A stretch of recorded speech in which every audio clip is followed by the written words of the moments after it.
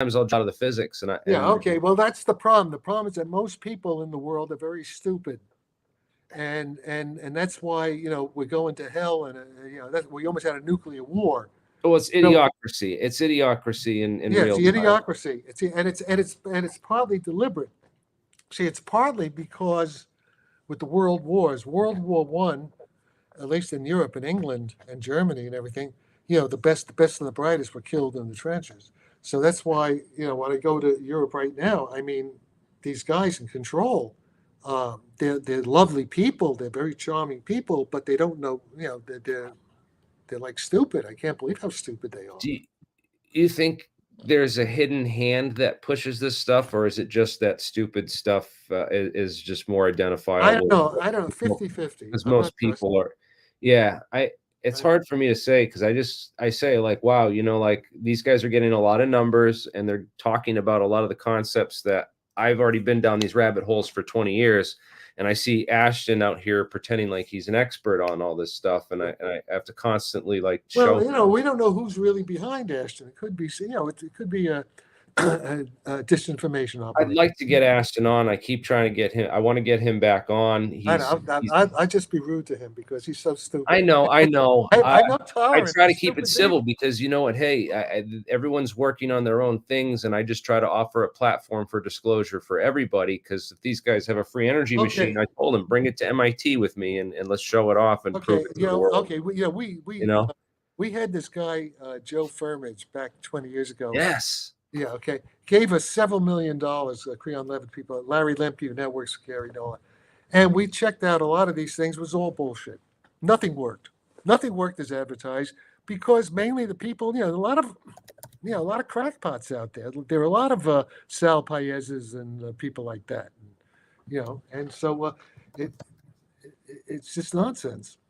What was the name of that company that Joe Firmage had? He had started a company that invested in anti-gravity research. He invested in. I was one of his chiefs. It was me, Hal Putoff. We helped him create. It was called Internet ISSO. The problem was he didn't listen. Even Hal. I mean, Hal gave him good advice. He didn't listen to Hal. He went ahead and did. I won't go into all the personal details. He had some character issues, some mental issues, which also. But what happened is that it lasted about 2 years. He ran for president. I saw his campaign. Yeah, no, and then he got involved with Brandon Fugel. Yeah. With the politics of the Mormons. He comes from the royal family, the Mormons. He's related to Joseph Smith and all that. And in any case, I don't want to. There's no point getting into it. Joe meant well, but he didn't realize his own limitations. Okay, and that's the problem with most of these guys. A lot of them mean well. Yeah, but they don't realize what they don't realize when they don't know. They're not well educated in many. So back to this whole idea of this Pays effect, and if this thing could work out. Oh no, it doesn't work. It doesn't work.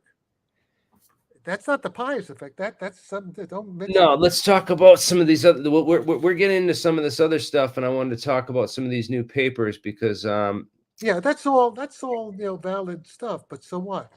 Oh, also, hey, we were talking about using LIGO. I think I asked you this question. I know that. That's good. That's decent. Remember this? I asked you about this on a stream, and you told me you could use LIGO to detect gravity waves, and now they're doing it. Well, yeah, okay, of course. So what? No, I mean not gravity waves. To detect UFOs, and now they're looking. Now they actually wrote a thing on it about using LIGO to detect warp drive UFOs. Oh, you mean you talk about this paper? I don't think they've actually done it. They're just proposing something there. They're proposing it, yeah. Yeah, but I hope they. I don't know if they got the idea from us, but no. Listen, it's just a proposal, and I don't think it's being. I don't think Kip Thorne, any of those guys, are interested in UFOs. Unfortunately, I don't think, and I don't think LIGO is not the best way to do it anyway. There are much better, easy ways to do it. How would we? Need LIGO. Avi Loeb's talking about building detectors for UFOs. Yeah. Okay, the Avi Loeb is another one. Okay, first I got to be careful. Okay, Avi Loeb, he's not in the same category as Sal Paez or James Woodward. Avi Loeb, after all, he is the head of the Smithsonian thing at Harvard, although Harvard has gone downhill in many ways because of their woke policies. But Avi Loeb, Israeli guy, Allegedly, he's partly a Mossad, has something to do with the Mossad, but so did Uri Geller. He's a farm boy, he's really farm boy. And what he is, he's a smart guy, no question about it. And he's an instrument man.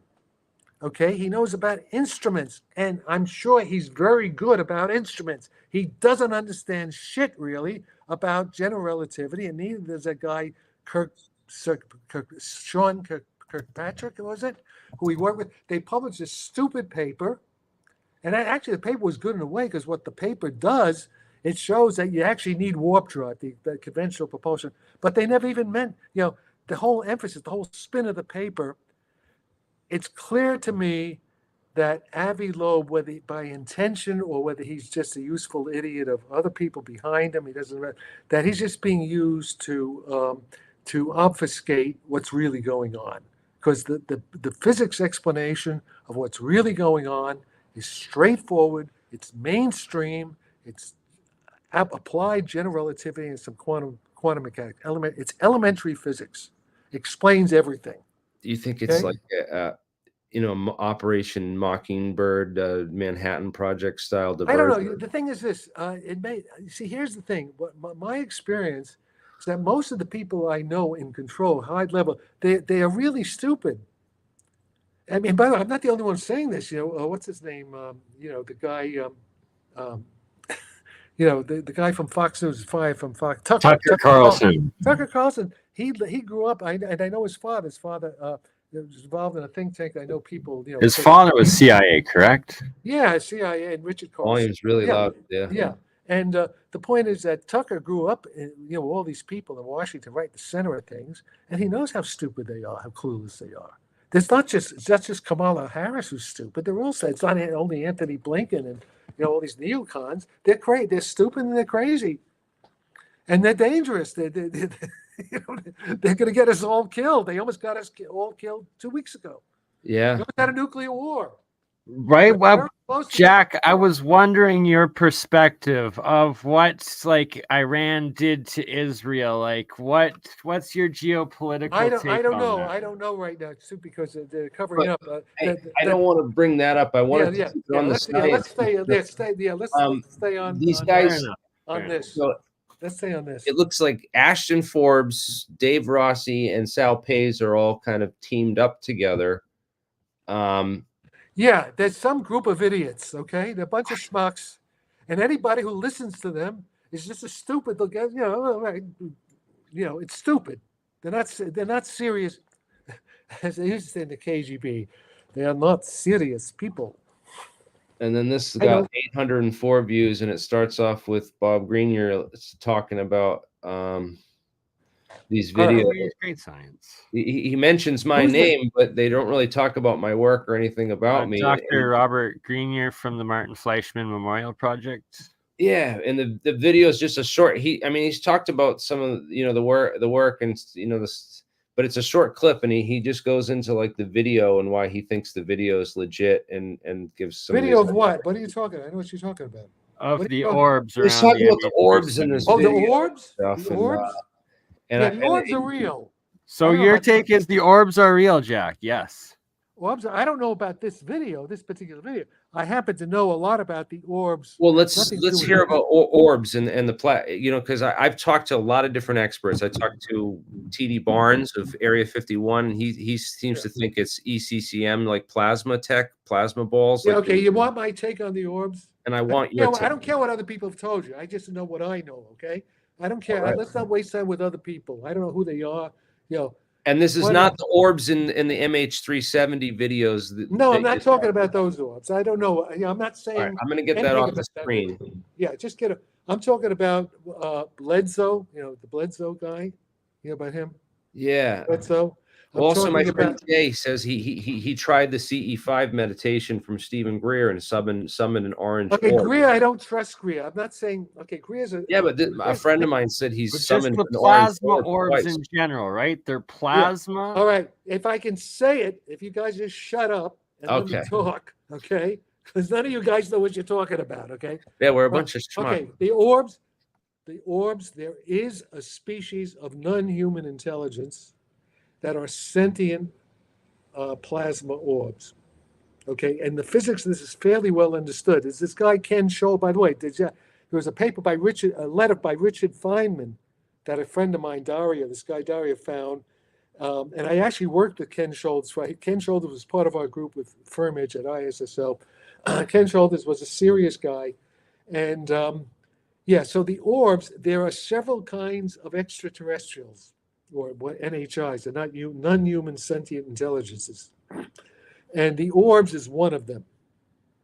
There are also grays. The grays, I can tell you that the grays are real. I have seen smoking gun evidence of the little, the guys with the big eyes. But are they like humanoids that are time traveler? Like, is it interdimensional opposed to alien? I don't know what interdimensional means. That's not what time. But interdimensional would be they're traveling through time, not necessarily space. But that's confusing. Right away, you see, you don't know what you're talking about. You just that's why I'm asking. To a physicist, you sound like an idiot. Okay, let me explain things to you. Okay, because you don't know what you're talking about. All right. Eric Weinstein, I agree actually with Eric Weinstein. He said when he hears the word extra-dimensional, he wants to take his phaser out of his revolver. Because it depends. You have to define what you mean by extra-dimensional. You don't, and I don't have the time to go into what that term might mean. It's very ambiguous. It can mean several different things in physics, in mainstream physics. Okay, you don't need extra dimensions for time travel. You can have them on the simplest thing with time travel you can do in 4 dimensions. No problem. Okay, no problem. So what were you asking now? So they're all this is time travel. Let's get this very straight. It's all time travel. As soon as you can control gravity with small amounts of energy, that's time travel. That's all, because the gravity field is the field of space-time fabric itself. If you can manipulate gravity, you can manipulate time, space-time, and you can travel in time. And I could go into detail. It's called tipping of the light cones. You have to read Roger Penrose, and it's well-known physics, elementary stuff that you guys really have to learn the math. If you don't know the math, it's just like a bunch of. What about if you trap a photon in a polariton condensate? Doesn't it gain a mass term? I mean, Dave Chester was talking about this recently. Right. Repeat that slowly.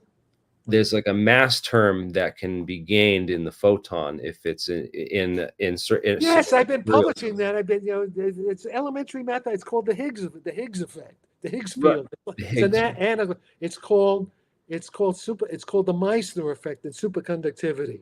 Yeah, this is all elementary physics, guys. You just got. I've been talking about trapping light and spinning in circles for like a decade now. So yeah, well, well, I don't know about that either. I don't know if I. Okay, but the point is this: all this stuff is elementary. That you got to do your homework and just go on. The Wikipedia pages of physics are not bad. There may be some, but I found them fairly accurate. And they give good references. And the thing about the mass inside the metamaterials, the photons inside the metamaterials gain a rest mass, and so do the gravitons, both the electromagnetic and the gravity fields inside the metamaterials. When there is a further condensate, which is like a room temperature superconductor. Yes, they get effective mass, but so what? Yeah, they do. That confines them. So they don't leak out into space. They're not like ordinary gravity, although they couple with ordinary gravity inside the metamaterial.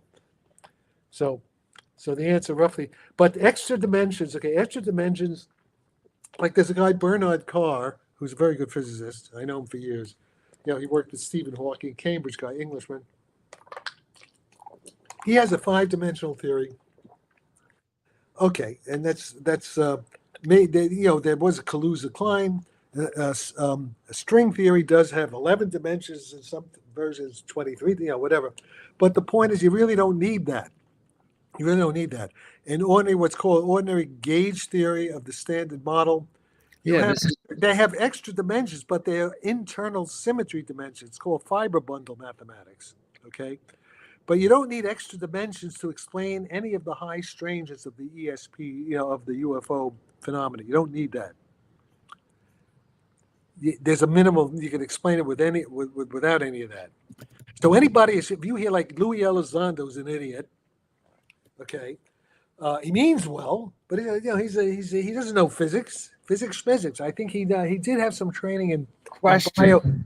biological well. warfare. How does he mean well though? Wasn't fuck his job the counterintelligence agency? Well, I don't know. Like, come on, give us a straight okay. answer on that. Well, Jack. when I say he means well, okay, let me qualify that. You have a point.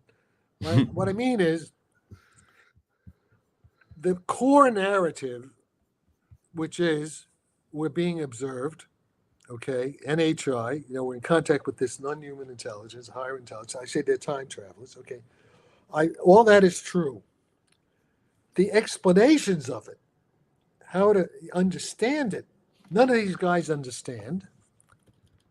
And the reason I'm suspicious of guys like Louis Elizondo is that he had the opportunity to learn the real physics from me, Jose Rodal, other real, even Travis Taylor to some extent, even though they kind of worked out. But and he didn't do a good job. His book, has all this like silly. He talks about Eric Davis and put off, and it's. Well, isn't Travis Taylor another one of these laser expert guys and stuff? Yeah, but Travis at least understands. Travis understands what I'm talking about, at least to some extent. Yeah, Travis is also an instrument guy, but he's a smart guy. Okay, he's a smart guy, and Travis did summarize my theory in a one-line tweet on December 11th, 2022. He said, Control K in G equal KT and control the universe. And that is a beautiful bumper sticker explaining everything I've been talking about since 2011 when I first announced this simple explanation of UFOs in terms of warp drive, in terms of Einstein's general relativity. G equal KT is basically Einstein's gravity field equation. K is the coupling between matter and gravity. And if you could increase that coupling constant, everybody thinks it's weak, that it's small. But obviously what the UFOs are showing us is that there is a technology that's able to increase that coupling, and then you can manipulate gravity with very small amounts of energy. Right. This is something Sal Pais with his Superforce doesn't understand that. Right, we don't have to break the Schwinger limit. More along the lines of what No, sorry. What are you babbling? Hey, you're babbling like a retard. Canadian stoner. I forgot the name right as I was trying to say it. It'll come back to me. My apologies. All right, listen. Don't tell me about what other schmucks say. Only I'm the big schmuck here. Okay, I'm only interested in what I say because I know what I'm talking about. I was trying to bring up microgravity. Everything is precise. I could write. I can show you the math. I want to ask you another question, Jack. While I have your attention, your time, and John Brandenburg. Sorry, John Brandenburg. I was trying to bring up John Brandenburg and the three different anti-gravity experiments he presented in APEC last time. Yeah, I don't know about it. I don't know about his experiments. Okay, if it works, that'll be great. Right, one good test is worth 1,000 expert opinions. Yeah, and I haven't spent time on John's experiments. Yeah, that's all we need is if you got it. That's why we do the experiments and we try to build the stuff. Okay, but I think you're not at a point, and anything you're trying to build now is not going to work if you don't have the theoretical understanding of what you're looking for. You don't know what to try to measure unless you have an understanding of the theory, and you have to go back and forth. But you just can't go into a lab. It's like monkeys on a typewriter. If you're lucky, well, maybe you'll get somewhere. But now, this is interesting. I don't know if you've seen this yet. This group came out. They have a website called appliedphysics.org.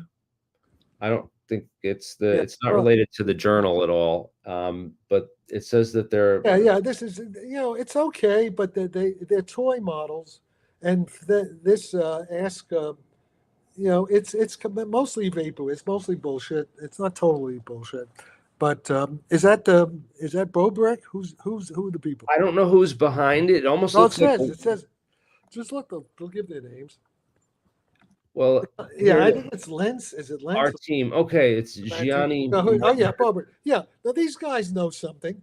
They know something, but they don't have the basic idea. They haven't solved the energy problem. Oh yeah, Alexei Bobrick. I think I've heard of him. Yeah, right. But these guys are all standard physicists, but they don't have it. Their models are okay, but their models can't explain what we're seeing. They can't explain the phenomena. But who's funding this is what I'm interested in. It's like go slower. There are Huh? a lot of people there. Well, somebody's funding it. They have offices in Sweden and then Madison Avenue in New Yeah. York. Yeah. So, Okay. Good. Listen, I wish them all the luck. That's good.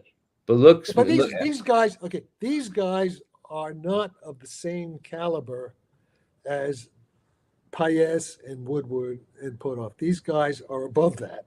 Okay? yes, They're above that. I don't think they have. They're stuck. The reason they're not above they're you, stuck, though, right?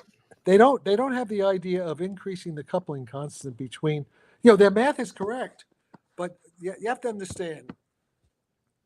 There's a coupling constant that couples, say, the electromagnetic field to the gravity field. If you want to use the electromagnetic field to generate a gravity field, that coupling constant is very weak. In fact, it's the inverse of what Sal Paez calls the superforce. It's the reciprocal of the superforce, and it turns out it's 10 to the minus 43 reciprocal newtons of force.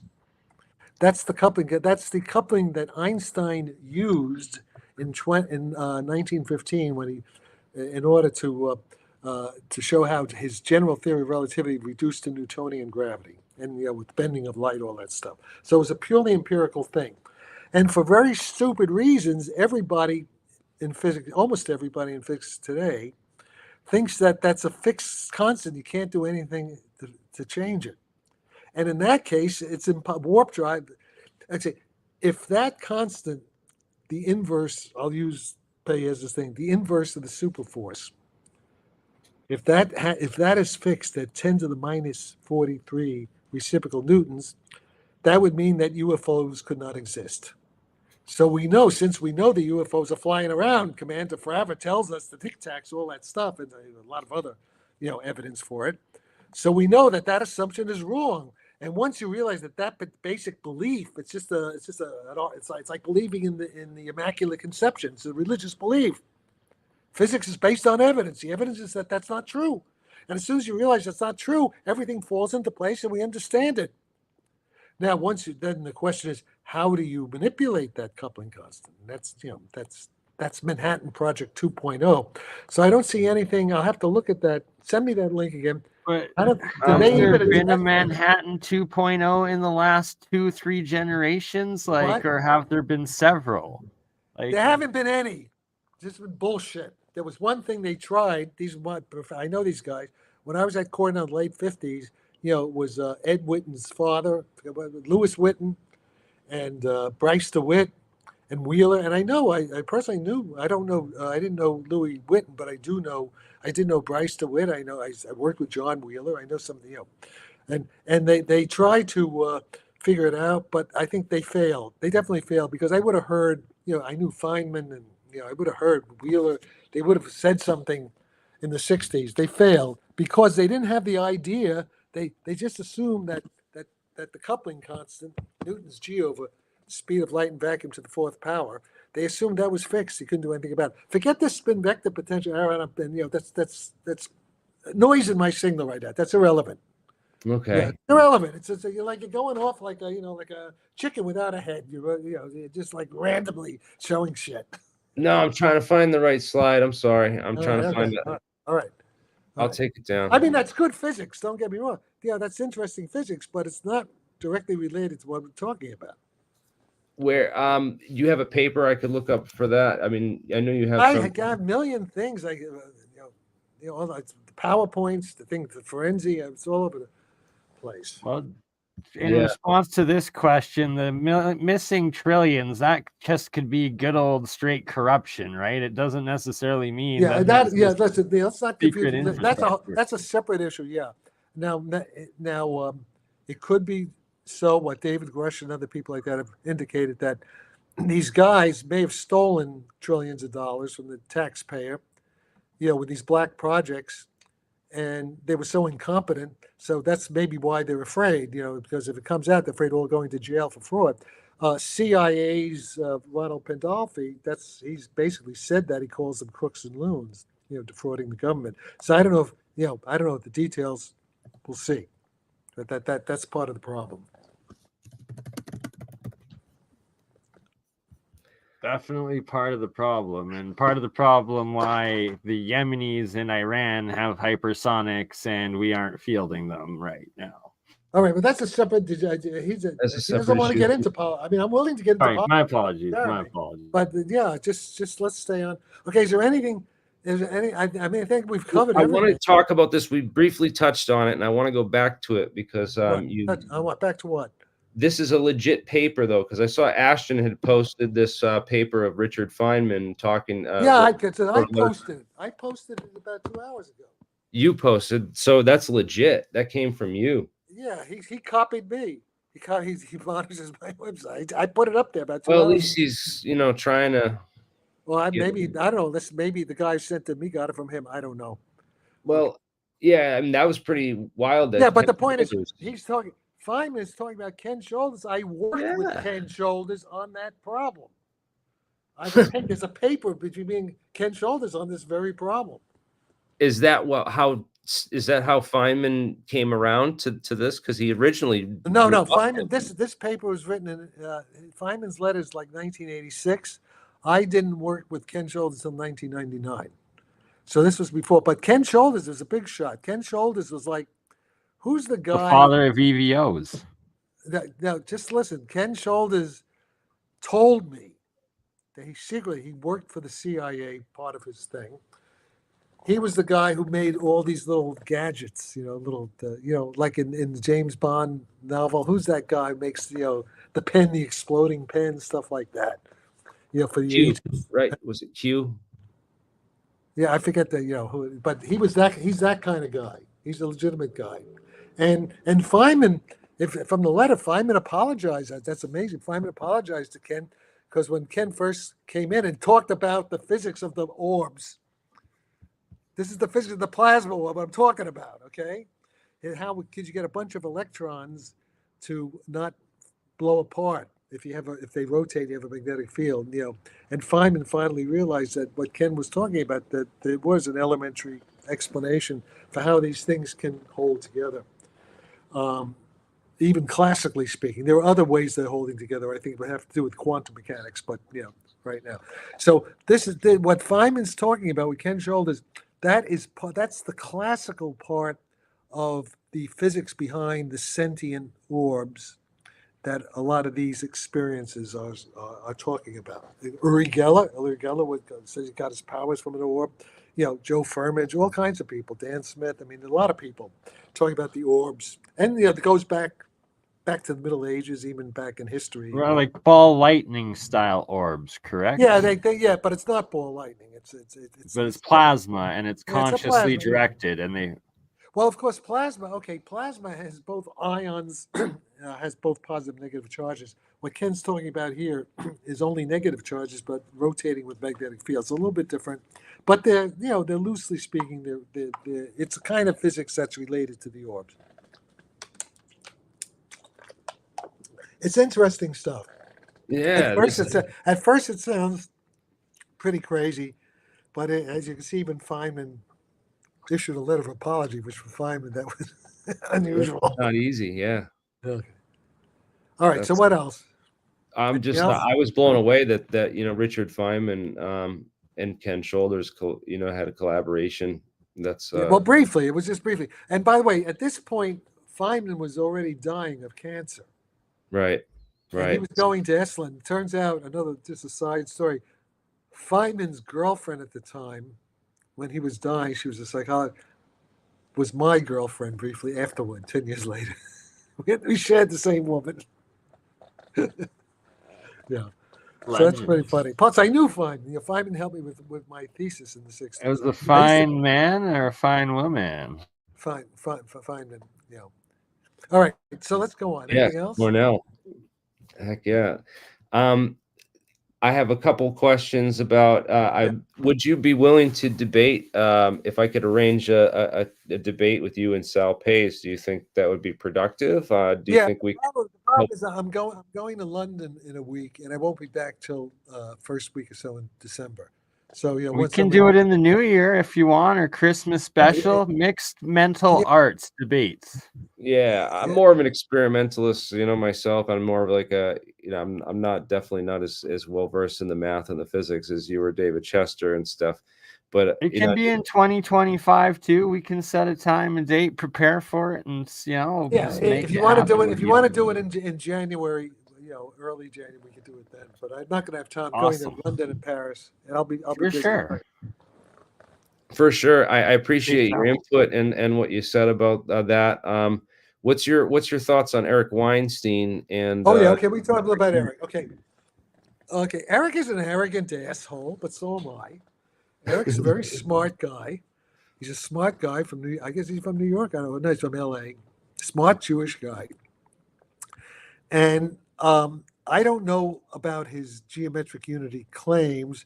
I think that guy, Tony, the Chinese guy, is probably correct that Eric's theory will turn out to be ill-formed or whatever. But so what? So he's got a wrong theory. I've had plenty of wrong theories. Good. He's a creative guy. And everything Eric says about other topics, like what he says about Harvard and the woke, the DEI, and about the fake reality and the political situation, I agree with Eric pretty much 100% on all topics apart from his geometric unity physics theory, which I'm not qualified to comment on it. And I did get the sense watching that Chinese guy that probably Eric is probably mistaken. Also, apparently it was something he did 25 years ago, and he's forgotten some of the stuff. He's getting older. He doesn't quite remember it, But what Eric wants to do is exactly what I want to do.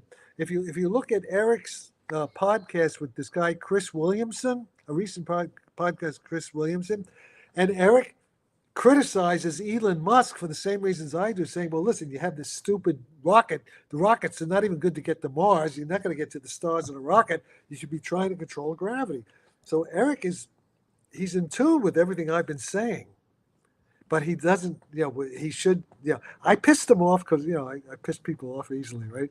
I pissed Eric off, so he's afraid to talk to me. But, eventually he talks to me. We'll find we actually have a lot in common. We actually agree on more things than we disagree about. Let's put it that way. And he's a mensch. Eric, he's a PhD from Harvard. Eric knows a lot more mathematics than I know. His physics intuition is not as good as mine. Okay. He thinks too abstractly. I think he's a when I have a lot of respect for Eric and Brett because I don't know about Brett. I know, but I'm sure Brett. Yeah, Brett's into the COVID stuff, which I don't know. By the way, I did get a COVID shot yesterday. I'm still walking around. It's my fifth. I got a COVID shot and a flu shot. I've had about 4 or 5 of them, and I have no ill effects. Get myocarditis and die. No, not yet. I'm 80. Hey, I'm 80. I'm 85. We don't even want to talk about that because we'll get that's medical. You are a medical anomaly at this point, Jack, and we're glad they're keeping you alive. Yeah, the ETs are keeping me going. Well, you guys don't have CVS. I guess the CVS were like the bad ones, and now their stock's going. I had to bring up this. No, I did. I got a shot. I got a shot from CVS, not yesterday, but about 2 or 3 years ago. I got a shot from CVS. I was fine. Nothing happened to me. Huh. So maybe it was, Professor Dave's video on the Weinstein brothers. Yeah. Okay. Yeah. Everything he said. Okay. So these things. Everything Eric says. Forget that. There's no point wasting time, and it's the mathematics in that is too advanced for even most mathematicians. Too advanced. Eric knows his math. Okay, he knows a lot more math than I do, but it's not that important. It turns out the math you need to solve the UFO problem is element. You need calculus, you need trigonometry, you need some matrices. You don't need much more than the first 2 or 3 years of college math for engineers. That's all you need. It's not a very difficult problem. Yeah, that guy's I believe that guy. He's probably right, but it doesn't matter. That's not why Eric is important. Eric is important for other things, not for his physics, not for his geometric unity theory. Right. Can you go into more detail about what you were talking about, evidence of the grays earlier you mentioned? I got to be careful because I was read into classified information by a guy who shouldn't have showed me what he showed me. So I have to protect my, like Ross Cohort says. But what I can tell you is that I have basically 100% certainty. I have seen a live gray. I've heard it talk. I've seen it in 4K. Not while doing acid with Timothy Leary. No. Forget Tiffany. There's dead long time. Don't joke about this. This is I'm this giving is you great. good And like information. you're I'm under sorry. I'm sorry. NDA and I'm giving you sources real, sort I'm of giving you thing real of where information. This is important information. This changes everybody's conception of reality. Okay, I can tell you that the grays are real. I have seen classified military intelligence vetted from a guy who I know very well. Okay, and the grays are real. These tall humanoids, kind of scary bastards, they're real, and the orbs are real. So I know of those three for sure. I'm sure there are others. Okay, other people say others. I don't know about the Nordic. I'm just telling you what I. I'm just saying what I have seen. you at least 3 you're verifying. Yes, so verifying 3 from. Let's put it this way: the probability that I've been lied to, it's about 1/100th of 1%. It can always be wrong, right? I can always be, but I have very high confidence, Bayesian statistical confidence, that what I'm telling is the truth and it's real. Okay. I also know that that the U.S. Navy had at least one intact retrieved craft, and I know how they fly it. They fly it, but they don't understand how it works. They fly it.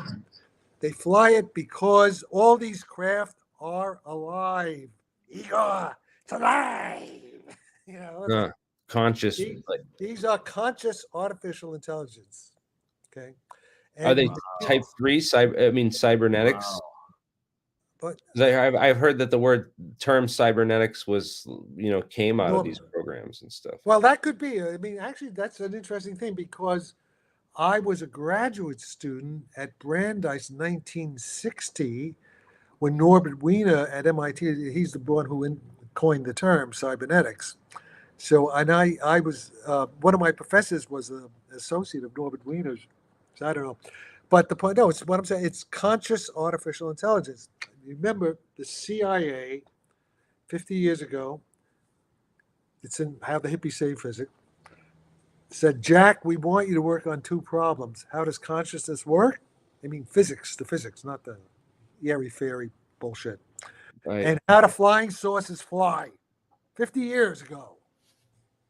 Okay. And look how so far none of this stuff is new. The time crystals and the microtubules and all that. And that was before anybody knew about microtubules. So it's up in 1973, 1974, 1975. All right. And we didn't know. But now we know. Yeah, then all this stuff has happened. So, okay, I got a question in regards to the 4K video of like the gray, because it's like there's rumors that they like don't have like souls, like that they don't have empathy style of thing. I don't know. I didn't talk to it. Who cares? Not important.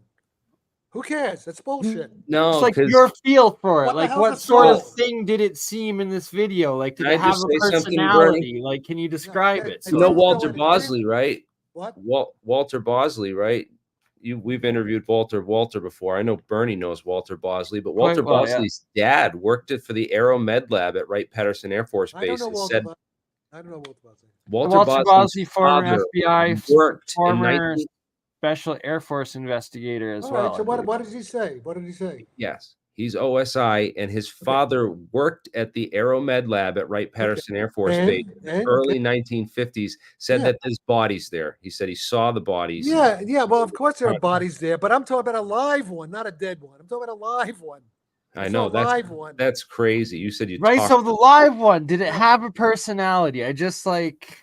That's a stupid question. What are you asking me if it had a? I don't know. I don't know. Like, if you ask me, because you're talking about AI, right? You're talking about artificial intelligence and like these alien things. It's like, do they have personalities? Are they AI? Like, what the F are they? Look, hey schmuck, listen to me. I've said it many times. You go look at section 7 of that paper by Pavel Pilkin. I keep posting it all the time.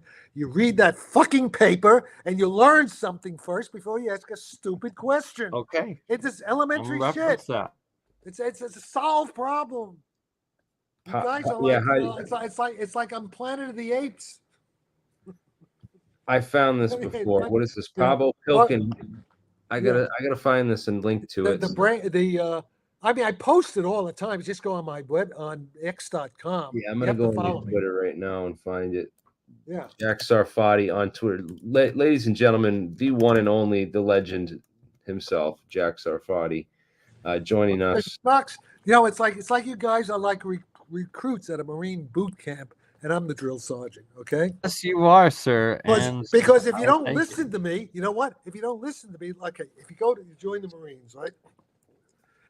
The drill sergeant abuses sort of verbal, does all this abuse, but that's designed so that you don't get killed on the fucking battlefield. You got to get trained, you know. In this case, you're not going to get physically killed, but you're going to be fooled by a bunch of idiots like Sal Pais and all these dumb schmucks leading you up the garden path and just wasting your whole career on bullshit. It's a battlefield. I mean, January, mixed martial or mixed mental arts, you and Sal. Hope 2025. No, listen, Sal was very polite, and then Sal got very. Oh, so what happened was, you know, there's this guy Jose Rodal. I told you about them. You know, very distinguished man, and Jose sent him a question. I think, you know, just polite, very polite, and about his theory. You know, saying in a polite way. You know, I don't. But I think Sal came on him like a Sicilian mafia guy and threatened his life.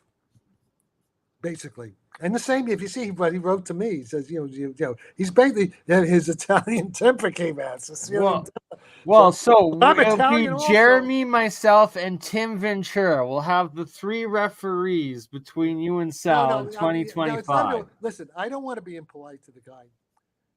He's not mentally stable. There's no point upsetting the poor man.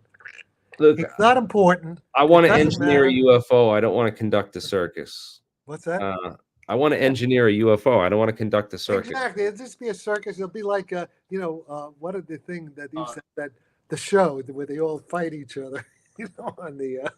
Yeah, we battle. What was his name? I forget the guy. Yeah, the guy used to do that on the reality shows. Jack, what's the secret with Antarctica? What's going on down there? I don't know. You know who knows that shit? You ask John Warner IV. Don't ask me. John Warner IV is Chris Mellon's cousin. John Warner's grandfather was Paul Mellon, who was in the OSS with Wild Bill Donovan and General Patton. John's father was Senator John Warner, who was Secretary of the Navy. And John grew up with all this from his grandfather and his father, and knows all about Antarctica, knows all about that stuff. So don't ask me. I'm just a Jewish kid from New York, from Flatbush, and I don't know shit about that stuff. Okay. And you support Trump because he's America's chance, especially together with Kennedy. Okay, Trump, because Trump is an asshole like me. Trump and I were the same kind of New York City. Right? He's a general schmuck, but he's a good schmuck. He's a schmuck, but I mean, look, he's done a lot of things. Yeah, but the point is, Trump is a patriot. You know what? Trump was a billionaire. Trump didn't make his money by selling his political office like Joe Biden, like Nancy Pelosi, Dianne Feinstein, Obama. They all got rich. Charisma. The Clintons, they all got rich by selling their political office. Trump lost $2 or $3 billion. He didn't need any of this bullshit. Now, Trump is a bit of an asshole. I agree, but I'm an asshole too. We're the same kind of asshole from New York. We're all Robert De Niro's an asshole too, but it's on the other side. You know, we all, you know, the way we're like the Goodfellas, right? Okay, you know, we grew up in that whole era. Whole era. In fact, I have a cousin who's in the Italian mafia in Las Vegas, stuff like that. So we grew up here in Boston. We're a bunch of massholes. So yeah, right. Oh, gee, as you get. All right. So the point is this. So, you know, Trump, maybe he may be a narcissist. He may have been, you know, an asshole with women. In the old days, we all were. That was the culture, okay? But Biden is just as bad. All these other guys, they're just as guilty of all these things, whatever they accuse Trump of. But the point is, Trump he showed his courage under fire He just missed getting his head blown away like JFK, right in front Twice of him. now. Huh? Twice now. They're going to keep doing it. He may Right? not make it. If he gets elected, they're going to really try to kill him. Okay, and you know who's trying to kill him? It's the same. It's the CIA guy. It's John Brennan. It's all these guys, the guys who lied about the Hunter. It's clear who's trying to kill him. And they're using proxies. They're using the Iranians. God knows who they're using. They're using the Ukrainians. Who knows what? Okay, so we're living in very dangerous times. Okay, and Trump is not perfect, but he's a lot better than. And by the way, Kamala Harris grew up in my neighborhood. I know it since 1980. Kamala Harris. I know Willie Brown. Can you confirm or deny What? her way to work in the power? Okay, she's not very smart, and maybe her husband. Who knows? The point is this: Kamala is an empty skirt. She won't. She'll just be sort of like Joe Biden. And the thing is, who's controlling? Maybe it's her husband, her Jewish husband, Hollywood lawyer, right? Maybe he's controlling her. Who the hell knows? She can't think. She doesn't understand things. Just look at her. I mean, she's basically inarticulate. She's clever in a way. She tripped up Trump because she's able to see Trump's egomania, narcissistic weak points. And I know because I'm an egomaniac narcissist myself, so I know. I don't deny it. Okay, but I have something to.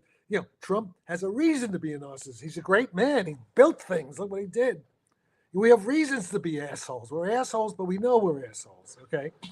And we're not saints. We don't claim to be saints. So the point is that that Trump, we would not have had the Ukraine war if Trump were president. We would not have had October 7th. That's all. None of that would have happened. We would have had no wars. And right now, we will be lucky if we survive if we don't have a nuclear war. Okay? So I remember the Cuban Missile Crisis. I was there. I was like 22 years old. Cuban Missile Crisis. Like there's still a Russian nuclear submarine in Cuba right now with hypersonic nuclear missiles planted right there, right? If Putin wanted to, he could nuke Washington very easily in 10 minutes, 15 minutes. He could. Yeah, there's submarines right off on the East Coast, Russian submarines. Okay. Putin doesn't want to do that. Putin doesn't want to destroy the world, but we're pushing him where he may have no choice but to destroy the world. Hopefully it won't happen. Also, wait a minute. The other thing. I think it may very well be, I don't know this for sure, all these UFOs, the Tic Tacs, they may be Russian. They may be Russian, but from the few back they're time travel, remember? They may be Russia's going to build them maybe 5-10 years from now. Ooh. Listen to this. This is a scenario. Now listen to this. I have reason to think this. I hope I'm wrong. I could be wrong. So if they're Russian, if they're really Russian, that means they've neutralized all the American nukes and all the British nukes and all the French and German nukes. About why they're seen around nuke sites. We're sitting on a bunch of duds. Why they're seen around nuke sites as well, right? What?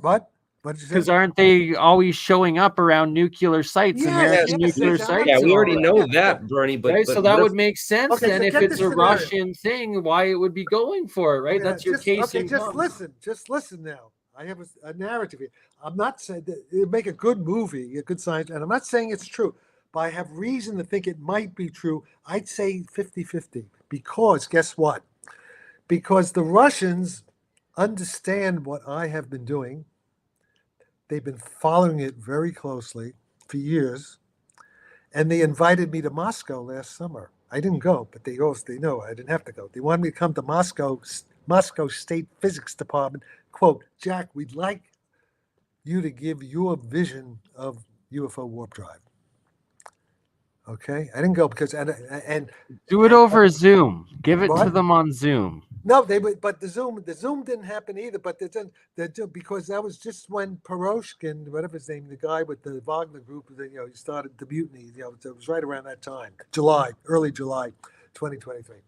But they don't have to because all my stuff is out there. Right, I got almost 50,000 followers in different. So I publish everything. Every day, you'll see exactly what Jack saw. I'm like Trump. You know exactly what Trump is thinking. He tweets everything. It's like the Truman Show. I'm doing the same thing for the historical record. So whoever is smart enough, So that's why we have these dumb assholes. You know what's bad though, Jack, is that Let me finish. Let me finish. We have Louis Elizondo, Chris Mellon, people like that, John Alexander, Eric Davis, put off, who are like gaslighting me. Meantime, the Russians are laughing and say, "Yeah, that's right." I mean, it's as though they're working for the Russians. It's weird. Our guys aren't doing it. Our guys It's are weird because they've put a rift in the real physics, and they're pushing everyone towards Bob Lazar and all this bullshit. And all this bullshit. And so what they're doing, they're working. Disclosure is going to reveal everything for you, when it's like, no, the real physicists are working on this, and if you just reported on us and brought some real attention and disclosure to the scene, we might get somewhere with all this. No, but you see, you don't need this. The point is this. The point is it's already too late. You see, this is why I think. Because I've been involved with Russian physicists since the since the late 60s. When we were professors at San Diego State, the Tereletsky, the Russians also in the early 70s, I was at the International Center of Theoretical Physics in Trieste. We were with the Soviets. They even went into the Soviet Union, and with the CIA and all that stuff. The CIA sent me on these missions. And also I helped formulate Reagan's Strategic Defense Initiative, and we were talking back channels with the Russians back then. And what's his name? Danny Sheehan, the lawyer. It was Elzon. It's all that shit. So I've been involved in that. So the Russians have been monitoring my stuff for many years. Also, they videoed me. In 2014, they spent 3 hours, a film crew from St. Petersburg, Channel 5, filmed me on the stuff we're talking about, which I knew back then. Okay, so and I've been on Russian video. And I was told, this is important intelligence, I was told by the Russian guy interviewing me that Vladimir Putin was very interested in this stuff. Personally took an interest. I was told Vladimir Putin took a personal interest. So that's why I have some reason to think that all these things that are attacking the U.S. Navy bases and neutralizing, I think they are. My guess is, and I could be wrong, I say at least 50-50. My guess is they are Russian, Chinese, Iranian. Oh, yes, and the Iranians have been in touch with me from Tehran. They're very good physicists. They have a top Bohmian physics department at the University of Tehran. So they monitor my stuff. So the point is, here we have this guy, Frank Milburn, crazy guy, Chris Mellon, John Alexander, Eric Davis, bad-mouthing Jack Sarfatti. Don't listen to Jack Sarfatti. Listen to what we're telling you. And so the Russians are going, they're running with my stuff. So I think, and I could be wrong, if my stuff turns out to be the correct physics. And by the way, there's a crucial experiment that's being done. Very simple experiment that'll prove the concept, which I don't think we have. It's called the Cavendish experiment, a modified Cavendish experiment. If that experiment, what? With the frozen water and the ice? Yeah, they're melting the water. They're melting the ice into water and see how the thing, changes, how the thing, the angle changes, and from that, that'll prove it one way or the other. And so, but if that experiment were to check out, then it's a done deal. So you better start learning your Russian and your Chinese. And I've been taught Russian since a child. Sadly, though, I got also taught French and got it confused. So it's like, shit, I got to listen. All right, so the point is this. See, in terms of that, okay, the point is this.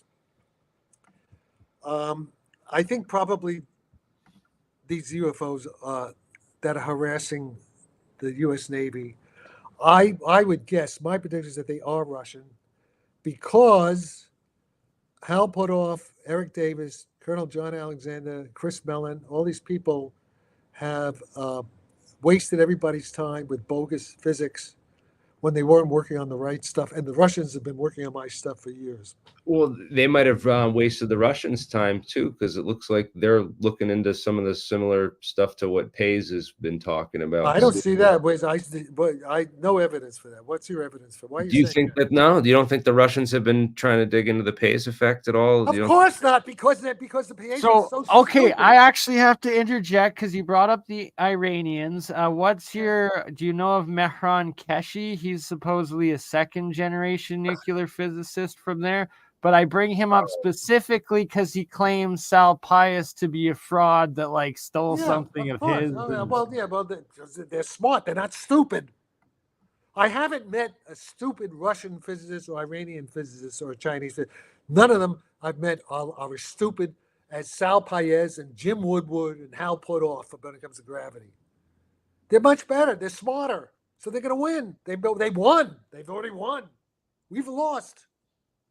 America's finished in this one. Do you know what BRICS is? You know what they're right now, because of our stupid sanctions, we've destroyed ourselves. America has destroyed itself. Even Trump, to some extent. Trump's not totally innocent of this, because he was fooled. Trump, he with the China trade wars, tariffs, and whatnot. The trade, yeah. No, it's not what they're doing now. Because we took the Russian money, stole the Russian money, and give Zelensky, who's a crook, who they're all crooks there, and they're so now they took J.P. Morgan money, and they're taking all the accounts of like BlackRock in Russia, freezing everything American in Russia. So the point is, because of that, most of the world, except for a few countries in Europe and England and Canada and Australia and America, they're all leaving. They don't trust the SWIFT. They don't trust the American banks anymore because, look, they stole the Russian money. That means they can steal our money. So they're all going to Brooks. What's going to happen? Maybe if Kamala gets in next year, we're going to, assuming we don't have a nuclear war, if we survive not have a nuclear war, you're all going to be broke. Not even going to have an internet. But because BRICS, right? It was Brazil, Russia, India, China, South Africa. And now it's 42 members going in, and they're talking about creating their own currency now. That's what they're establishing this year. But it's also Mexico. Even Mexico wants to do it. Mexico. This is the new world order. It's Brazil. It's Saudi Arabia. United Saudi Arabia, the petrodollar right there going in on it. We're going to loot and plus we're in like almost $40 trillion. We're running on empty. I mean, and plus look at our cities flooded with these illegal aliens and the crime. And it's like we're already a fourth world country. The globalists. Yeah. So the point is, we're a paper tiger. Seal the borders. And I'm sad to say, and the Biden idiots, and Kamala is just going to make it worse very quickly. As bad as Biden is, I mean, she was there. The borders are right now. She's in power right now. It's like it's not going to get any better. So the point is this. The point is this. I think the Russians and the Chinese have already won. We're just the walking dead. We're the walking dead. We don't realize we're walking dead. Zombie nation. We're zombie disease. Half of them on painkillers, right? No, we're Zelensky nation. Z Nation. Z Nation. And it's the Central Incompetent Agency. I mean, it's so bad. And by the way, and I know why it happened. I don't want to go, there's this guy, Yuri Bezmenov, who was a KGB defector 40 years ago. He predicted. Do go into this for a minute, because that is huge. Like, that's huge. Yeah, it's huge. So guys, we're in okay, listen. The Soviet Union collapsed in 1989, right? America, we're similar to, this is our 1989 collapse of the American hegemony, American empire. The British Empire collapsed, already because of world wars, okay? Yuri. We're in the end of American, we're not a strong country anymore. First of all, we're almost on the brink of civil war, right? Look at even me and Eric Davis ready to kill each other. Eric Davis is talking about assassinating me. Says they're going to. He said they shot this guy in Moscow, and they're coming for you and Ron Pandolfi. So people are crazy. People are really crazy. There's no possibility of a united, a house divided cannot stand. Abraham Lincoln, right? Did you see this movie, the Civil War movie? Have you seen that? It's not that good, but because they have do you see the movie? There's a movie now called Civil War about America. What happens? You don't know? You haven't seen that movie? No, I haven't seen that one yet. I've seen this. I'm familiar with the Yuri Bezmenov interview. Everyone should watch that. Yeah. So that's I lived through it. I was a fucking little commie myself. I grew up with all the Communist Party and it's amazing that I was a neocon. I worked with the fucking neocons with Reagan. I was involved in a neocon think tank. Yeah, I could have been Tony Blinken and all these, Oh, and Tony and Kathy Newland and all these. I know these people. this I know looks what like they the are. Obama movie. Huh? Yeah, yes. So, but that's so we don't know what's going to happen. I mean, hopefully it won't be as bad as I think it will be, and I hope to be proved wrong. But I don't see much of a future for the United States unless Trump gets in. And even if Trump gets in, he fucked up the first time. Didn't listen to my friend Michael Savage, who was telling him don't hire some of these people. John Bolton, my friend Michael Savage knows Trump very well, said don't hire the Walrus, don't hire other guys who just stabbed Trump in the back. And if he does it a second time, I don't know. But let's put it this way: if Kamala gets in, we're gone. There won't be an America by 2028. There won't be another. If Kamala gets in, the Russian flag is going to fly over the White House in 2028. If we don't have a nuclear war, if we're still alive, that's going to happen. If Trump gets in, there's a chance he may snatch victory from the jaws of our current defeat. But even though I'm not sure he'll do it because he may not have learned. I don't know. Oh, they're going to assassinate him. And plus they're going to try to assassinate him. Yeah. So that's they've already tried. So we're not living in and when the Democrats talk about saving democracy, they're the ones who have destroyed democracy. They're trying. They want to put me in jail now, maybe for everything I'm talking about now. They've destroyed the First Amendment. They're calling it disinformation, misinformation. Even they've done it. They tried to destroy Robert Kennedy Jr. Right. So Absolutely. we're living in an Orwellian. What we're living in now, America today, is a combination of George Orwell's 1984 and Brave New World, Aldous Huxley's Brave New World. We're in that superposition, like a Schrodinger cat state, quantum mechanics. We're in that superposition, those two things. And if Kamala and Waltz, if they get in, they're going to clamp down. Everything they're saying that they're afraid Trump is going to do, that they're talking about, they're projecting, that's what they're going to do to us. So there it is. Yeah, that's good. We have the technology now. I don't think we didn't have the technology for it to happen back then. But now we have, with the social networks, fake book is, and the only drones, the surveillance cameras, the surveillance, but also the only hero here is Elon Musk. Elon Musk's physics is stupid, his rockets are stupid, but X.com is good. That's the only free form there is right now. Maybe Patreon. I don't know about that because I have a question about you'd mentioned this Pavel Pilkin fellow on X, and I've gone through your whole feed now on X, and I can't find a post about him, and I'm struggling. What are you talking about? I post it all the time. It's there. Can you post it again and pin it to the top? No, just the brain as a quantum measuring device.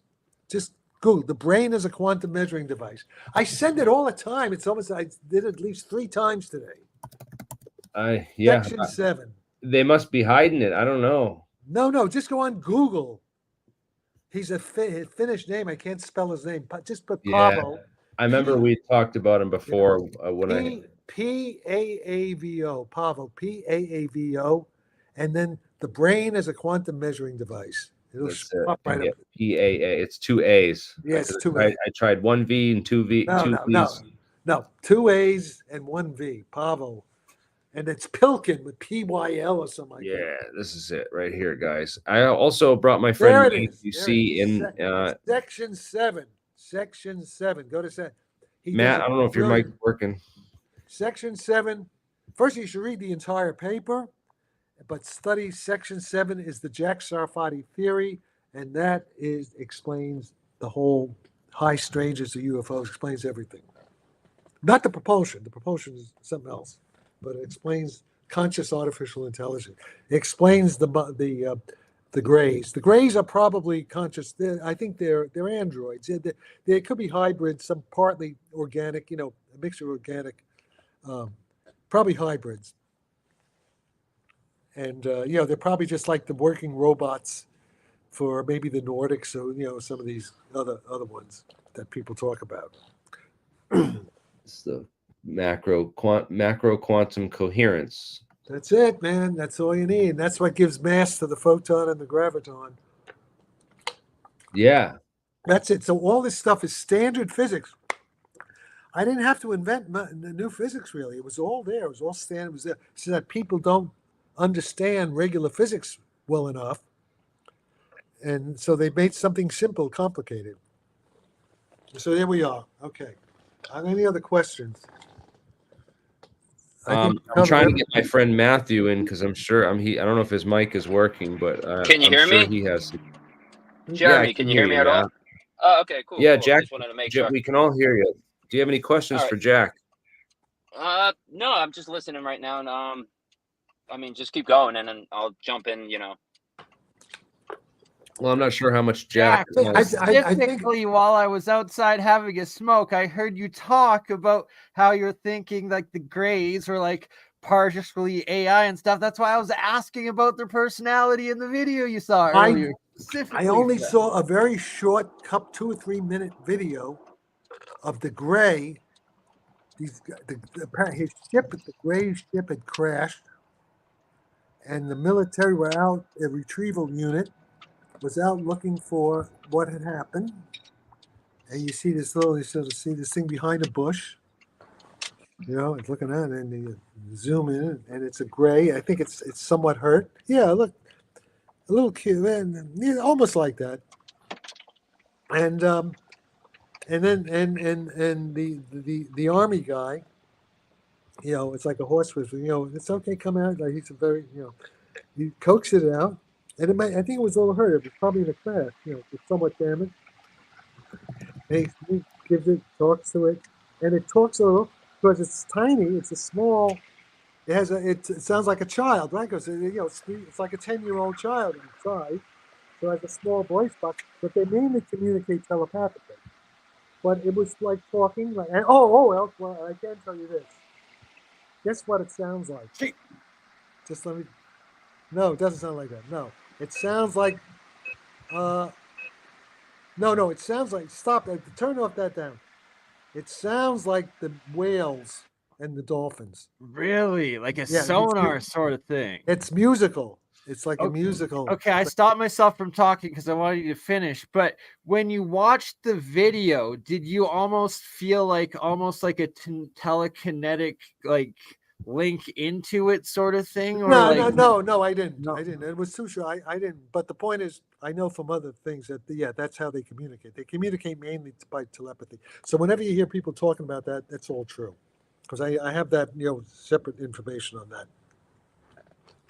So and I think so they put the thing in a like an ambulance and took it to the hospital. This happened, I don't know, maybe 7 years ago, 7 or 8 years ago. The sonar thing is wild, or musically, it's like the way I thought. Where I've heard this before. It's like John Lilly talking to the dolphins. Okay, that kind of thing. Oh, and the dolphins talking to the ETs all along here. Could be. And under the ocean, huh? Yes. Hiding that would be hiding their conversations if they're communicating like that, eh? All right, let me talk now. The good point. All the stuff that Tim Godlet, whatever, the guy works with Gary Nolan at Solvang, the Admiral, the oceanographer guy. Well, it's all true. Everything he says is the case. And I know a lot more. I know maybe as much as he, but I can't say the details because they would give away, they might identify, my source, and I got to be very careful. And also I could tell you some integrity. Yeah, like Ross Cohen says, he has to protect his source. Okay, so until my source wants to go public. But all I can tell you is that, yes, a lot of the activity is under the water. The transmitting, that's all true. It's all true. And what else can I say? Oh, also, about the Philadelphia experiment? The Please go on. Eldridge, USS Eldridge, and Philadelphia Naval Yard. Yeah. Now, I'm not going to say, I could tell you, but stuff like that. Carl Allen. Stuff like, why? Because there's a physicist in Christchurch, New Zealand called Matt Visser. He's a famous guy. And he published a paper recently called Tractor Pressor Stressor Beams. And he even has a picture of a UFO, shooting the beam. Yeah, that's the tractor beam paper. I was telling Ashton about. Yeah. Like, Matt, So, but what he doesn't have what he says it's just theoretical because the inverse of the superforce is so weak that we can't do anything. But you see, but in fact is I happen to know that technology. I can't say more detail. That technology is operational. The NHI have it. And with a tractor beam, they can lift up a destroyer, a Navy destroyer. They can lift it up in the tractor beam and move it over in about 10 minutes, 400 kilometers, and put it back down. How much energy do they need to generate that? That's Well, like it's more. That's the point. Get this now. Get this through your thick skulls. That's Very why I'm asking. small amounts of energy. I don't know exactly, but small. So as soon as you hear an idiot like Sarfatti say you need all this millions of gigawatts, that's bullshit. Because these things are not, they're flying around with hardly any energy. That's why you don't see, they're not burning up the atmosphere. So that's the whole trick. It's small amounts of energy. That's the Sarfatti discovery. Small amounts of energy. And the only, when I say Some discovery, alien scientist fan favorites asking you to rant about Bob Lazar next, please. yeah, Bob. Okay, now Bob Lazar again. Bob Lazar's physics is crap. It's as bad as Woodward. It's as bad as Sal Payez. It's as bad as Hal Puthoff and Eric Davis. But what he says, what he saw, is probably true. I don't think he's lying about that. Sal Payez, Lazar, he's like a high school technician, or he's like an AA degree. He doesn't have a high level degree. He didn't go to Cornell and study with Hans Bethe and the people who built the atomic bomb. So he was, Bob Lazar is what's called a useful idiot. He's part of a deception operation. They hire him into Area 50. They show him, then they give him bullshit about Element 115 to throw off real physicists like me when they hear this, say, this guy's an asshole, he's lying. So that was all part of unobtainium, that mystical element that you will never attain because it doesn't exist. Yeah, that's bullshit. That's bullshit. But what he says about what he saw, I believe that because I have independent corroboration from other people who have been in there who are telling me. The hand I know even more. I know. I've been told. Wait, just listen. Just shut up a minute. Just let me finish my sentences here. It's just noise. I have several witnesses.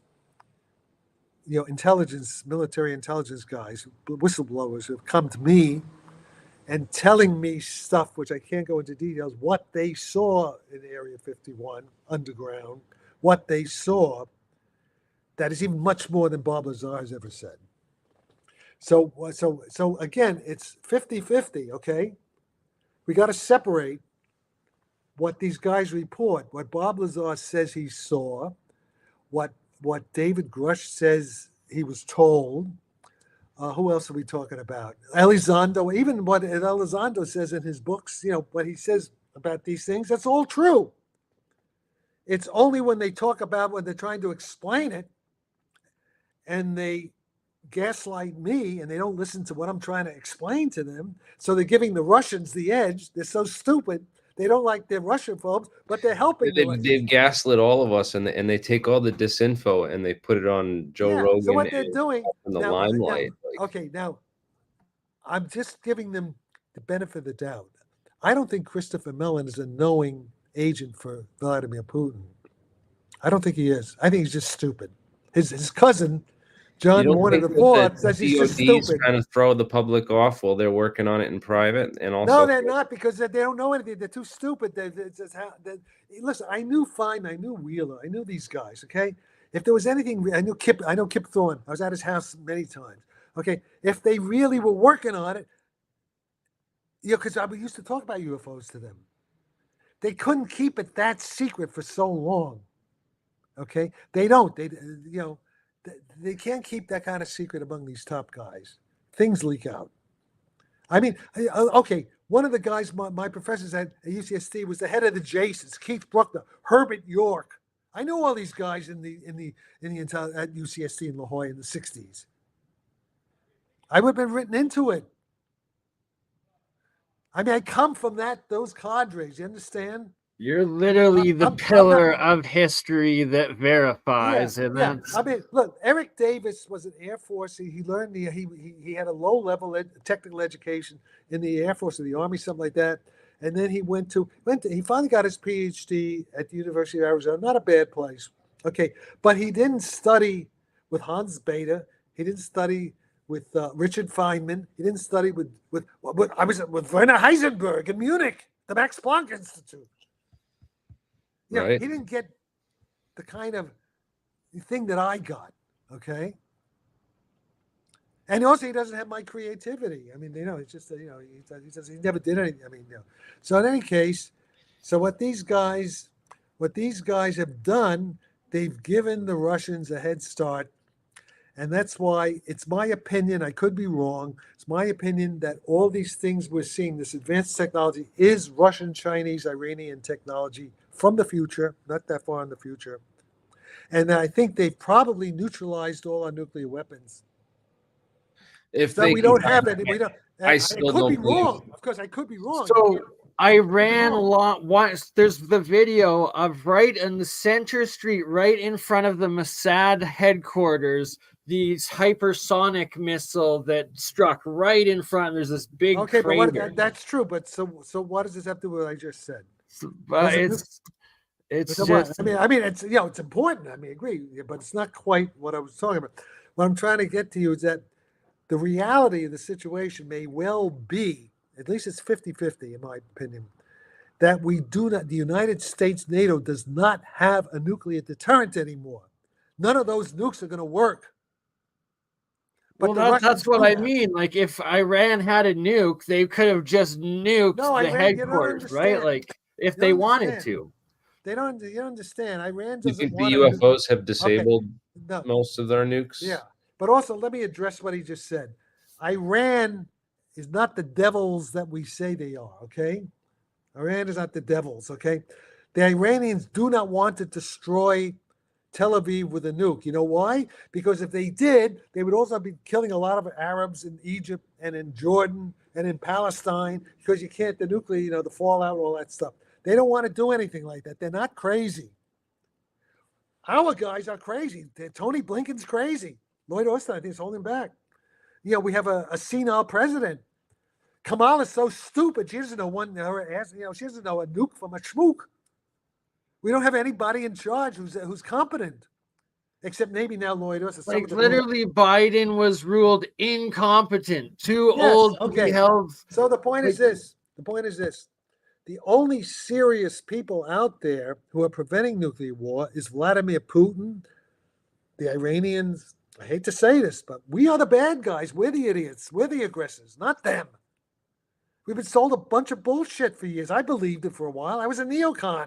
I was like Tony Blinken for many years in the 80s. So I did a little research, okay?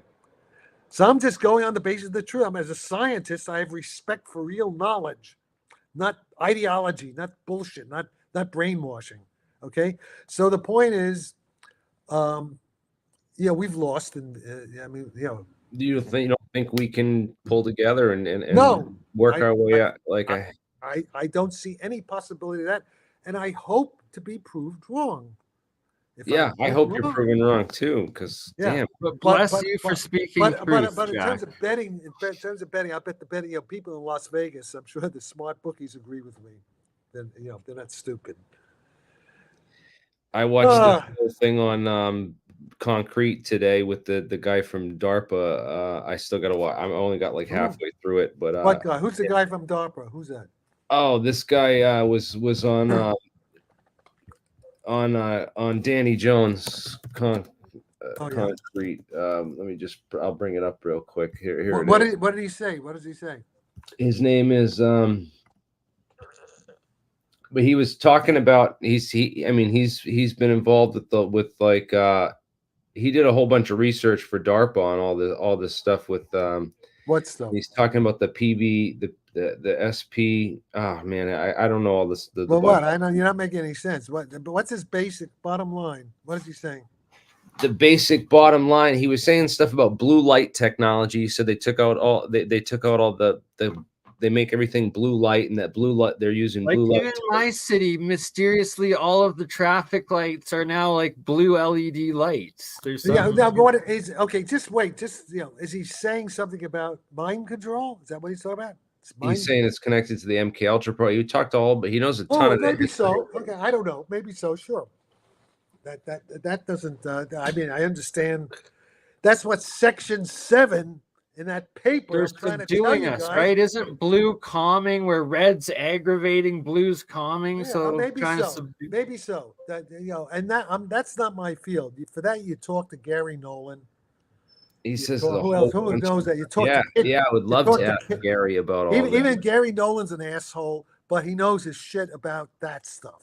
He doesn't know physics from physics, to come what I'm talking about, but he knows about the brain and all that. So Yeah, you they talk to Gary developed Nolan. incandescent bulbs and replaced them all with the LEDs. They said it was for energy concerns and all this Well, stuff. who knows? I don't know. That's not my. I don't have. I know it's some wild stuff, but what he's saying about the quantum biology and some of the stuff. He was talking about the microtubules and Yeah. Okay. Well, I know something about that. I mean, Hammeroff is basically correct. I'm using Hammeroff stuff, not the physics, but not the Penrose. I mean, what Penrose says is kind of okay. It's like what Penrose is saying is a incomplete version of what I have is better and more detailed.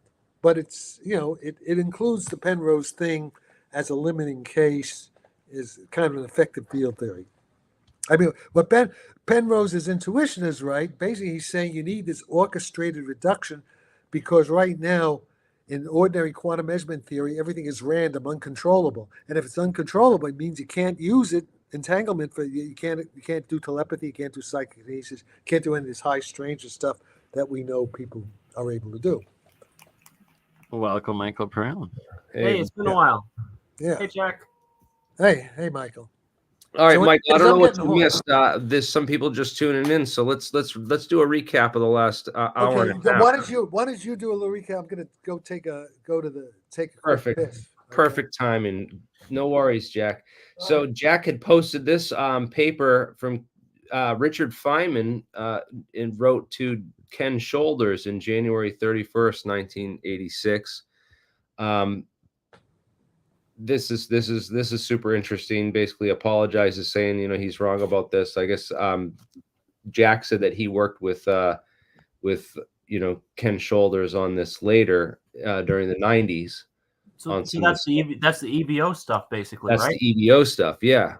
Nice. So Feynman knew about the EVO stuff, and I guess he rebuffed it at first, but then figured out that it's actually legit and apologized to Ken Shoulders about it in this letter. So this is Nice. historic. This is historic that this was dug up and found. And so that was cool. What else? He also thinks that Pays, Ashton, and Dave are full of crap, that they don't know what they're talking about and stuff. He said, I'm curious to dig more into that. I want mixed mental arts. We got to get Tim Ventura and we got to get a scientific debate between Sal. Bernie, just a sec, quick before Jack gets back. I think they're competing for. Oh, never mind. Well, they're both competing for space. I'll just say anyway. Together. I think Sal and Jack were on to a lot of the same mixed mental arts. Sal's in the engineering side more, perhaps, but they worked on a lot of the same stuff. I think they're just competing for the history books and who gets recognized for it. Well, I'm already in the history. Jack is definitely more right. So fair. He's on the. Jack's got the math. I'm sorry. I'm with Jack on this. Sal. All right. Yeah. No. I mean, off basis. I don't know. I think they have clearly both worked on stuff to the best of my knowledge. I'm not going to get involved in the conflict there. I'm just going to sit by the side and watch. Who are you talking about? Who's they? Oh, I mean, yeah, you. So, your opinion on Sal Pace and that whole group. Yeah. Okay. So, listen, Sal. I'm sure, has done some decent engineering work in the past. He has a PhD in engineering. His specialty does not make him qualified to talk about warp drive and general relativity. He clearly doesn't understand that. When he talks about the superforce, what he's saying is so very stupid. He doesn't. Well, it's just the Planck force at the end of the day that he's talking about. No, right? there's not even a force. Not a force. It's a force. First of all, it has the dimensions of reciprocal force. It has the coupling constant, Einstein's field equation that couples, say, electromagnetism to gravity. It's 10 to the minus 43 reciprocal newtons in MKS SI units, okay? So the inverse of that, the superforce, if you want to call it the superforce, is 10 to the 43 newtons, okay? That's the stiffness of space-time. That means warp drive is impossible. That if that were the case, that would mean time travel is impossible because it means you cannot manipulate gravity with small amounts of energy. That's what that means. Does Sal ever say that he can make that super force weak? Does he ever say that? Well, He never say that because that's well, the Sarfatti theory. That's I mean, the way I'm looking at it, like what the things he's saying are but he's saying analogous. there's nothing there. You read it, it's word salad. There's nothing here. Well, he's not using the formal physical terminology, but there's intuition there. No, he's full of shit. The math No, isn't okay, mathing. Michael. I have to term this term to Jack the intuitive genius, right? And a lot can relate to that. Yeah. Who's an intuitive genius? You were the first one that I heard state but that. That was like, I love that term. Yes, I'm an intuitive genius who knows how to use the theory, the tools of the trade. I got a PhD. Exactly. Because I could at least use the tools of the trade. I don't make up stupid things out of the blue. That's not science. That's insane. That's pseudoscience. That's cargo code. What Feynman called cargo code science. What I'm doing is upholding the standards of excellence that I got from Hans Bethe, from Richard Feynman, from John Wheeler, people like that, Keith Bruckner, Werner Heisenberg, John Wheeler. That's what I'm talking. That's the level. Absolute pillars. Absolute pillars. That's the level. And these schmucks are destroying the language. They are degrading real knowledge for bullshit. Well, I mean, I do agree they use a lot of terminology that's it's bullshit. not well defined. So the point is, you are doing a disservice to yourself and to everybody else by giving these assholes the attention. They don't deserve this attention. There's nothing there. I'm for the record, Jack. Ashton gets like 800 likes. He gets like 7 times the like. He's discussing the science, though. I have nothing to do with that. I try to discuss the science, and he gets. Your shadow band is shit, though. Like it's shadow band, but it's like I don't think it's. He'll get 23K. I know it's views on stuff. He got on Candace. He got on Candace. I literally had my Facebook account blocked because I had AlienScientist.com attached in the description a few times. Wow. Like that's how shadow banned you are. Like honest to God. Oh, Jack. Is he coming back? He's there. No, he's just getting the light. Turn his light on. He's in the dark there, so he's I'm curious to hear what he makes of Ed Witten's dad working on the gravity research back in the day. Around the same time. The Chapel Hill conference. The point is this: Witten. Forget about Sal Pais.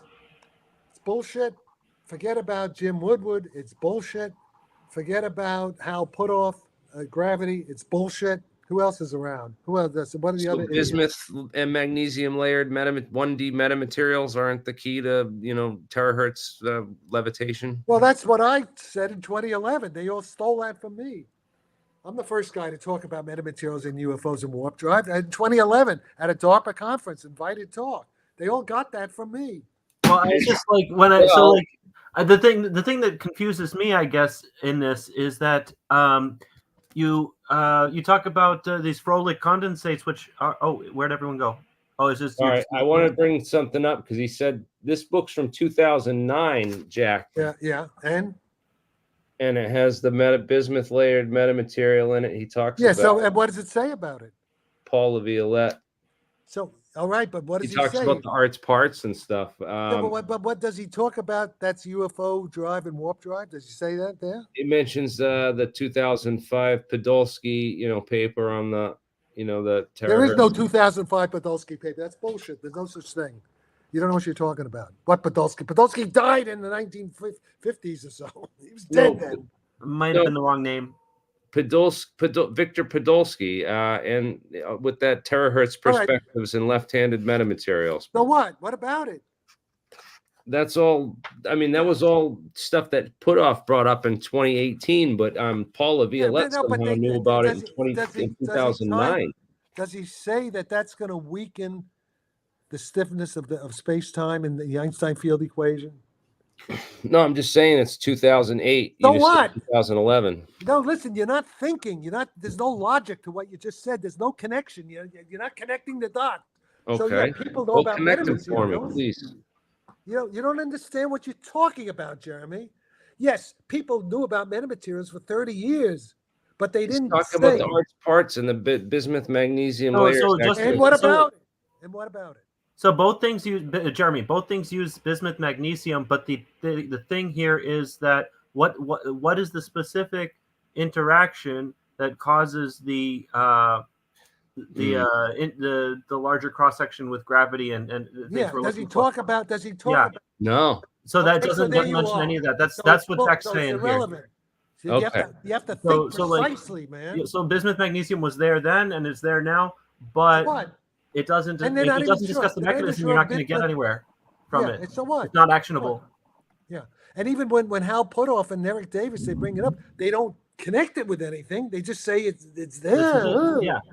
They don't do Yeah. anything. Not They don't- actionable. There's no narrative. There's no coherent. Yeah, it's cargo cult physics, like you were saying. Yeah. Yeah, it's cargo physics. Yeah. Right?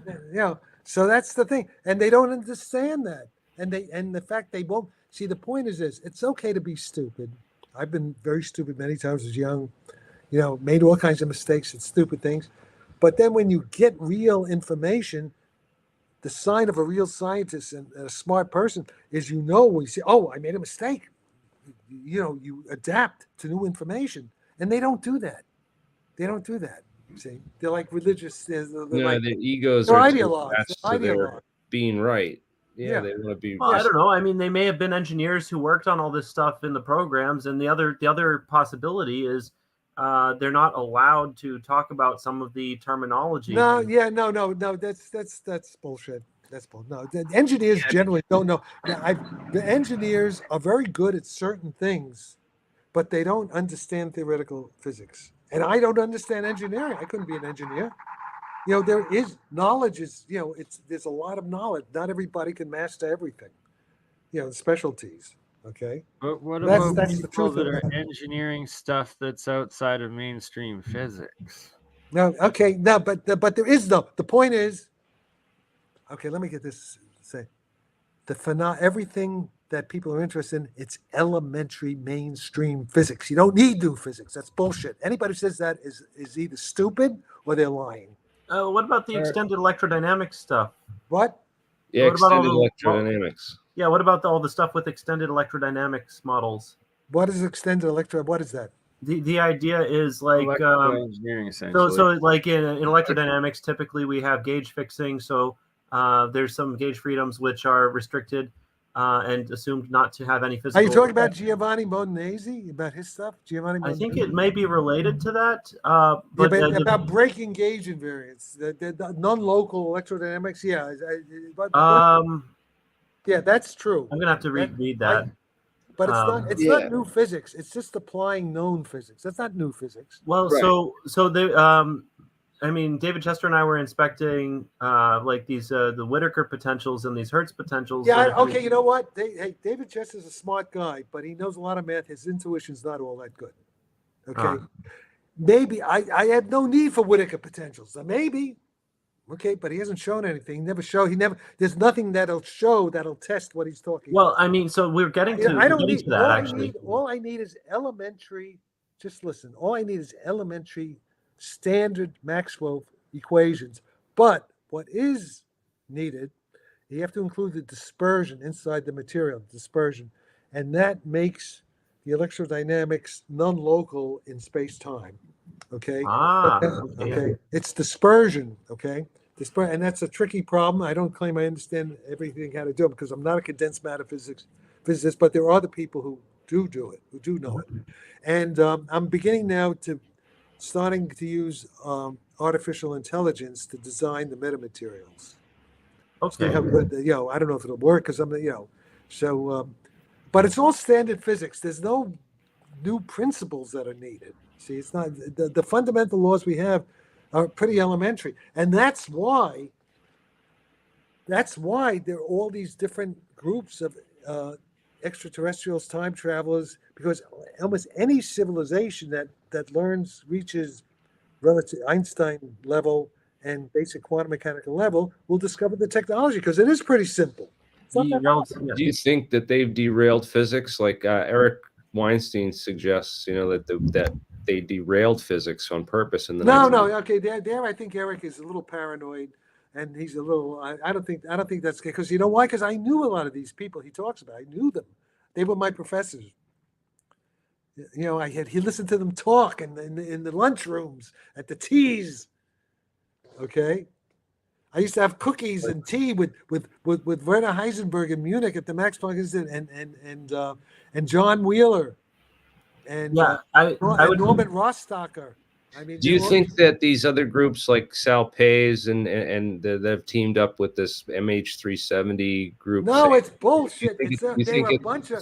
So Jeremy, before we even get to MH370, I want to add to Jack's thing. I agree. I think the most likely scenario is that Western society has painted itself into a corner with respect to like the sociology around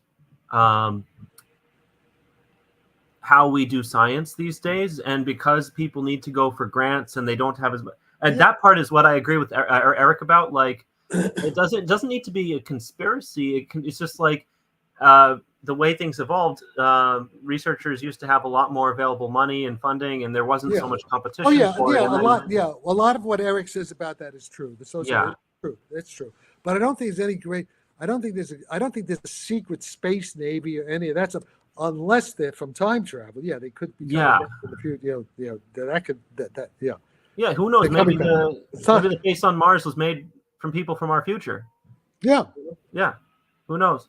And then don't say who knows. I know. It's not speculation anymore, as far as I'm concerned.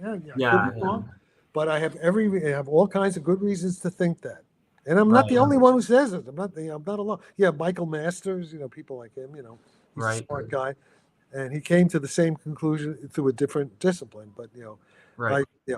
All right, so there we are. So that's it. So the point is that this whole crew, Elizondo, Eric Davis, Hal Puthoff, Colonel John Alexander, Frank Milburn, who else? Chris Mellon, even Gary Nolan, Sean Kirkpatrick, Avi Loeb. They all, some of them. I'm not saying that they're all bad, but they're basically misinforming the public and probably fooling themselves. I don't think they're bad guys. I don't think they're doing it deliberately. Maybe some of them are. I'm not sure about Colonel Alexander. He's pretty evil, but so and anybody who listens to them, you're wasting your time. And you're ignoring the real physics, which is pretty elementary. As you just go back and just study what I'm talking about. I give plenty of references and try to learn what the hell I'm talking about. Like start reading Pavel Pilkin's paper and start asking questions about the Bohmian theory, and then stop wasting your time. I don't think anything any of you doing in the laboratory is going to come to anything because you don't have. Well, the Bohmian theory. What about the Aronoff-Bohm effect? Could we talk about that a little bit, maybe? Well, let's before we even get to that. It's not the Aronoff-Bohm effect. What you should do is actually ask Hal Puthoff to explain, if he has anything real there, if he's not bullshitting, to explain how he's going to use the Aronoff-Bohm effect for untappable, unjammable submarine communications. Okay, He claims to have that now. Now, I'm not saying. See, I don't know.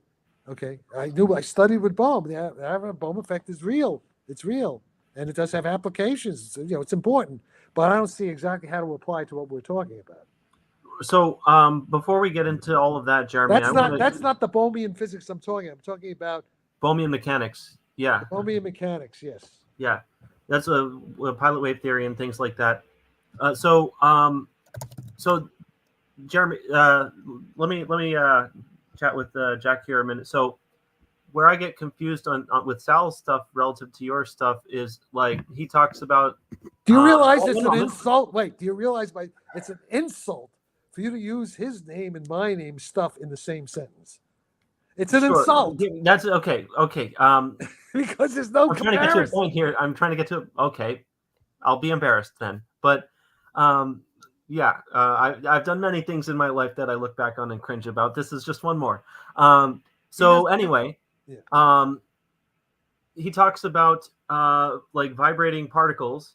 It's bullshit. With terahertz. Those people talk about vibrating. That's bullshit. Bullshit. You don't need vibrating particles for anything. You don't have to talk that way.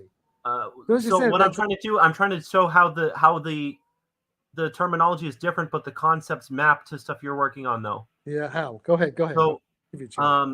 So he's talking about vibrating particles with terahertz, such that the actual mass energy of the particle is kind of approaching the Schwinger limit in a way that's all stupid.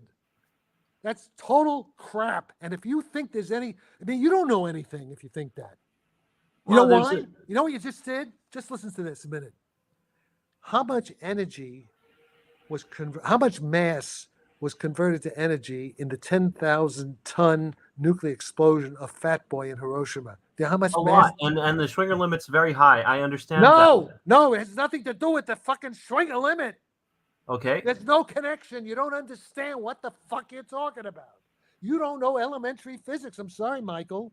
You don't know. Where did you study physics? What did you study? Did you study what the Schwinger limit has to do with intense electromagnetic? What does that have to do with what I just said? Nothing. So, if you have these phonons. No, listen. Wait a minute.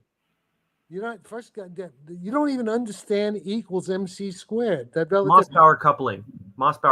That's where you're not listening. You don't hear what I'm talking about. Just listen. You're making Morse power coupling. What the fuck? Who ordered that? Irrelevant. I'm not talking about a simple equation. E equals MC squared. Okay? Mass energy, yeah. Yeah, okay. The mass equivalent of energy. That's special relativity, 1905, Einstein. Right? Everybody knows that equation, but you apparently don't understand it. Neither do a lot of people. Because you don't have to. Just listen. You're not listening. Okay. You're not listening. You're not getting it. You're not hearing what I'm saying. Okay, go ahead. It's pretty simple. How much mass had to be converted to energy? How much little m had to become big E in the atomic explosion that destroyed the city of Hiroshima? I think it was like a couple grams or something. Less than 7/10 of a gram. Wow. Okay. So what the fuck are people talking about changing the mass energy with the vibrating particles? That's stupid. It's off-shell particles. Explosion. How much energy they're going to convert? How much mass they're going to lose? It's off-shell particles, not on-shell. So it's not. It doesn't matter. The whole idea is stupid. Well, no. If it's off mass shell, you don't need the full energy. It's cargo cult rubbish. It's not logical. It's not mathematical. It's just total insanity. It's total incompetent bullshit. But the Froelich condensates are also mediated. No, you didn't. Yeah, okay. There's nothing in what Sal Paez says that is a coherent narrative. He's not telling a coherent. I mean, a Caltech physics major, a smart Caltech, or a smart kid who got into the top. Well, I don't know how it is now with all the DEI, but back at least when I was a student, any competent physics undergraduate listening to this stuff would say, "What is this?" They just look as though you're from some kind of who is this schmuck? Do you understand what I'm saying? That's how bad it is. That's how bad it is. And I have nothing against Sal Pais personally. I would love if what he said were true. I would love it if those patents would have worked, because he was claiming stuff that I'm looking to actually do, but in reality, but not when I see it was all bullshit.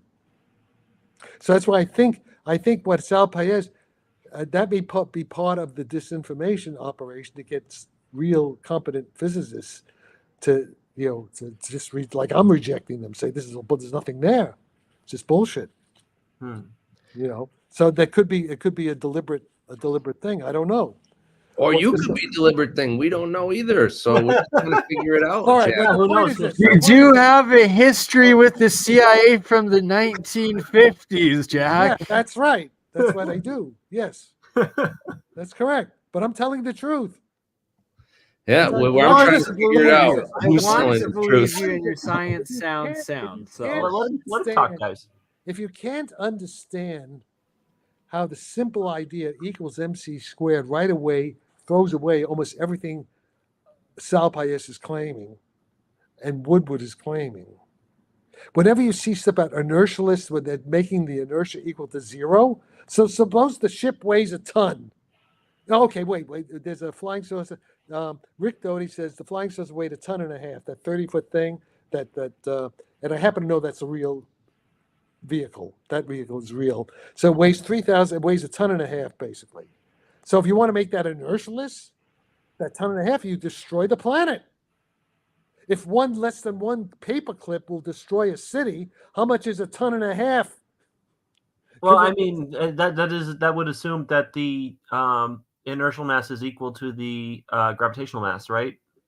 That is called the equivalence principle, bedrock of relativity theory. Yes. Well, Okay. test particle. But if we're making warp drives, we're trying to skirt around relativity. No, they're not. You don't understand, because with warp drive, you have 3 different kinds of mass. You have active mass, you have passive mass, and you have inertial mass. What we know is that, at least for test particles, that what a test particle means is that it has 0 active mass. It only has inertial mass and passive gravity mass. The active and the passive gravity mass are equal. Okay. The warp drive depends on this. That's the Sarfatti theory, that there's this additional factor that the active, under certain conditions, the active mass is not the same as the passive mass. See, most people just assume, because they don't know about UFOs, you see, because UFO show it's false. Up until the UFO evidence, everybody, and even when I took physics, I learned active mass equals passive mass equals inertial mass. They're all 3 are equal. It turns out they're not. Excellent. It turns out they're not, because of physics is not religion. Physics is an empirical subject. When there's new evidence, new observations, you change your theory. And on that note, how's the Cavendish experiment going? Well, I don't know. I'm going to find out when I get to London. That's one of the reasons I'm going to London. Oh, that's imminent, isn't it? when you're in London, you should meet up with Bob Greenyer as well. Who's And that? also that fellow with the what's his name? With the parametric system stuff. Blanking on the name. Simon. Who? Just a minute. Let me see if I can search that up again. But he was in London as well, if I recall. Well, yeah. I'd love to see Jack link up with Bob Greenyer. Who is Bob? I've heard the name. I don't know who he is. Who is he? He's continued a lot of Ken Shoulders' work.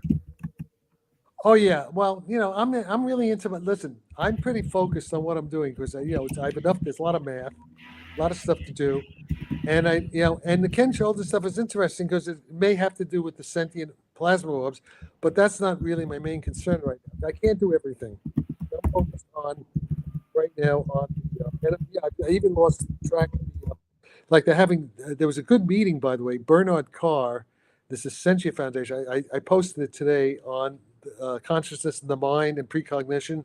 Julia Mossbridge, and Dan Sheehan, not the Danny Sheehan, not the lawyer, Dan Sheehan, the physicist at the University of San Diego. They're working on stuff which I helped catalyze. Local retrocausality, they have quantum time. They're doing some pretty good work there, experimental work. John Pendry was the name. What? Have you met with John Pendry yet? Who? John Pendry. He was the fellow I mentioned. Oh, Pendry. It's Pendry. Is he one of the bent water guys? Rendlesham? Is that who that is? I'm not sure where Oh, Pendry is. Pendry. No, Pendry. Oh, Pendry's metamaterial guy. Metamaterials. Oh yeah. Yeah, so I know. Is he? He's So- dead, isn't he? Is he dead? Oh no, is he? Oh, That would suck. all right, I have to wait. Just a minute. So Hang on. basically, when Nathan Hang on a Enon minute. was talking about boundary conditions of gravitational materials, you Yeah, can wait a have second, boundary wait. conditions. Wait a second. I have to check. I have to check my messages. Hang on. Something came in. I have to just check this. Go ahead. Let's see. Oh, I think LA he's was- still oh, alive. Oh. Okay. Pendry. Well, Cambridge. How was it? When was he born? Yeah, he's oh alive. yeah, because he got his PhD the same year I got mine. Yeah. So basically, I was talking with you and a bunch of folks a while back about. I think Nathan Enon was looking at the boundary conditions of a superconductor with normal space in terms of gravity and gravitomagnetic fields and things, right? Okay, do me a favor. Just send me the paper. I don't have. He's busy. I'm busy. I'm not gonna have time to actually physically meet him. I wouldn't mind meeting him. But, Okay. Yeah, I'll send you his. Where is he now? Where is he now? Let me see. I think he's in Imperial London. College. Yeah, Where's that College. Imperial College? Yeah. I could walk. I could walk to Imperial College. Yeah, but There you go. if I see a seminar where they're talking, I may just go. If I have time. I'm pretty busy when I'm in London, but I'll see if I can. Okay. Imperial College is like walking distance from my. Yeah, friends. awesome. Yeah, that's where I think it's important. I think because so basically. When we see the Plevnov experiment and the Ning-Li experiment and stuff with rotating superconductors, what we see is they get these gravity beam-like behavior when there is a rapid transition from superconducting to non-superconducting. Oh state. yeah, good. And so there is a temporal boundary condition on the material. Listen. That's interesting. You said that. See what's happening right now. Let me explain something. The ETs or the NHIs, whatever they are manipulating your mind for you to tell me this, because only the other day, a few days ago, I channel. You see, I don't even know. We're channeling stuff. at the critical point of a phase transition, the influence on gravity should be very big. Is that what they're saying? Because I came to that conclusion just 2 days ago. Yeah, no, I intuitively understood this the first time that I told you to talk to Pendry. All right, do you see this book? Look. See this book? Yep.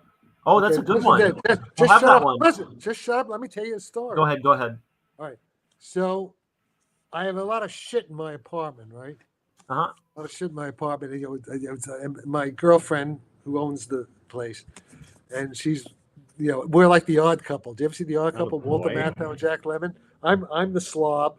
I have my own little apartment, and she has, she's the princess with a big, we live in a beautiful big place, like a Florentine palace here, Russian Hill in San Francisco.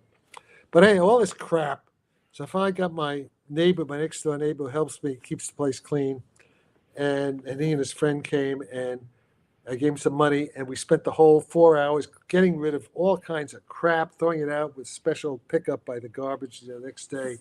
But in my garage, I have this metal file cabinet where I had a bunch of stuff, and I couldn't. The drawers jammed. Couldn't get into it. And they cleaned out. I found it, and something guided me to this book, which I had locked away. Forgot I had it. It's a very good book, but this is an excellent book. Cambridge University, Cambridge. Okay. Yeah, I agree. It's a good book. Yeah. Okay. Okay. And I have one. Okay, you have it. Okay, good. And then I just opened nice it, apartment. and bang! Listen, it was all like a chat. It was all like a contact. I'm getting. Say, look at this. I open it up, and there's this thing about critical points where there's a generalized susceptibility, and it becomes, roughly speaking, it's not. It becomes infinite at the phase transition. That's a critical point phenomenon. This is renormalization group, all that kind of stuff. And I wish I kind of knew that. I used to know that back years ago. I went to meetings, all this shit. But it reminded me, okay? The whole thing is that the difference between active matter generating gravity and passive mass, active mass, passive mass, is you have to multiply the passive mass by this generalized susceptibility. Yeah. when susceptibility gets big in a phase transition, that's when you're going to get a big effect. So But that's what the telling price me, effect is. okay, so that may be. It sounds like what you're telling me. All right. Yeah. So he was taking a superconductor and rapidly transitioning it from. That's like the phase transition, second order. He was rapidly transitioning a superconductor from superconducting to non-superconducting and back and forth. I expect something like that. That makes sense to me because of what I read in this book, and that's what I'm working on right. That's what the stuff I'm putting up on X.com is all based on this book. I'm doing stuff based on this book. Well, I'm glad at least you can formalize the math for us. If Sal had at least the math is element. You know what it is? What I'm doing it all day today. Awesome. It turns out, just listen to this. It's just the algebra. It's high school physics. It's high school physics. It's high school math. It's the algebra of complex numbers. Can get very complicated very quickly. Well, it's a little bit more than that because you also have variational calculus to contend with. No, but I'm talking about where I'm at right now. Calculating the susceptibilities. I have like the squares of complex numbers, but the point is, its amplitude of the phase involves the inverse tangent function, and it gets pretty complicated. It gets the algebra, but because I have a math program, I'm able to do it. So if I was trying to do it with a pencil and paper, I'd get lost. Keeping track of minus signs. Keeping track, minus signs and this, and it's fairly complicated. But with the computer, it doesn't. It's able to do it. So, no, what's this asshole, Josh Wheat, asshole? Look, you asshole. I don't want to work with Sal Pais. He's an idiot. But you do with Bob Grenier, all right? He's Two a different schmuck. things. I don't have to work. We're going to work with schmucks. He doesn't know anything. Hey, Robert Grenier is completely different, and he's Ken Shoulders' work, EVOs. The more I see people, I'm a misanthrope. I'm getting to be a misanthrope because I can't. There's so few moderately intelligent people, it seems, left, that everybody's become so stupid. I don't know what's going on here. Hey, well, you don't get old and wise without first being young and stupid. Some of these comments from these people who are tuning in, they're so stupid. Okay, let me see. Can I see what the guy? Give me a chance to read it. Wait. Don't read the comments. I don't. I put up the good There's one. so much. Half of these are bots. Probably. Look at that. Look, any schmuck who uses that mask and calls himself what do you call him? Deadhead schmuck. He's a schmuck. At least he knows he's a schmuck. Okay, here's the question: is my prime minister Castro's son? That's true. That's true. But so what? Why is he bringing it up here? Because Canada is currently communist, and I gotta watch what I broadcast because of C-52. You guys can say stuff. I'll go to jail, but you'll wear free Bernie shirts, so I'll be okay. Yeah. Right. Okay. And by the way, if you say Trudeau is Castro's son in Canada, they put you in jail. Seriously? What? Shit, I'm going to jail. I think so. That's at least they want. At least. Bernie's. Okay. You see how stupid what people. What's wrong with these people? Why? What's wrong? These people they're mindless. They're brainless. They're like the walking zombies. Like Zombie Nation, right? Zombie Nation. They're not fleshy. They're mind eating. They're brain rots. They have no brains left. Look what they're saying. Well, that's 50 years or 100 years of counterintelligence work at work.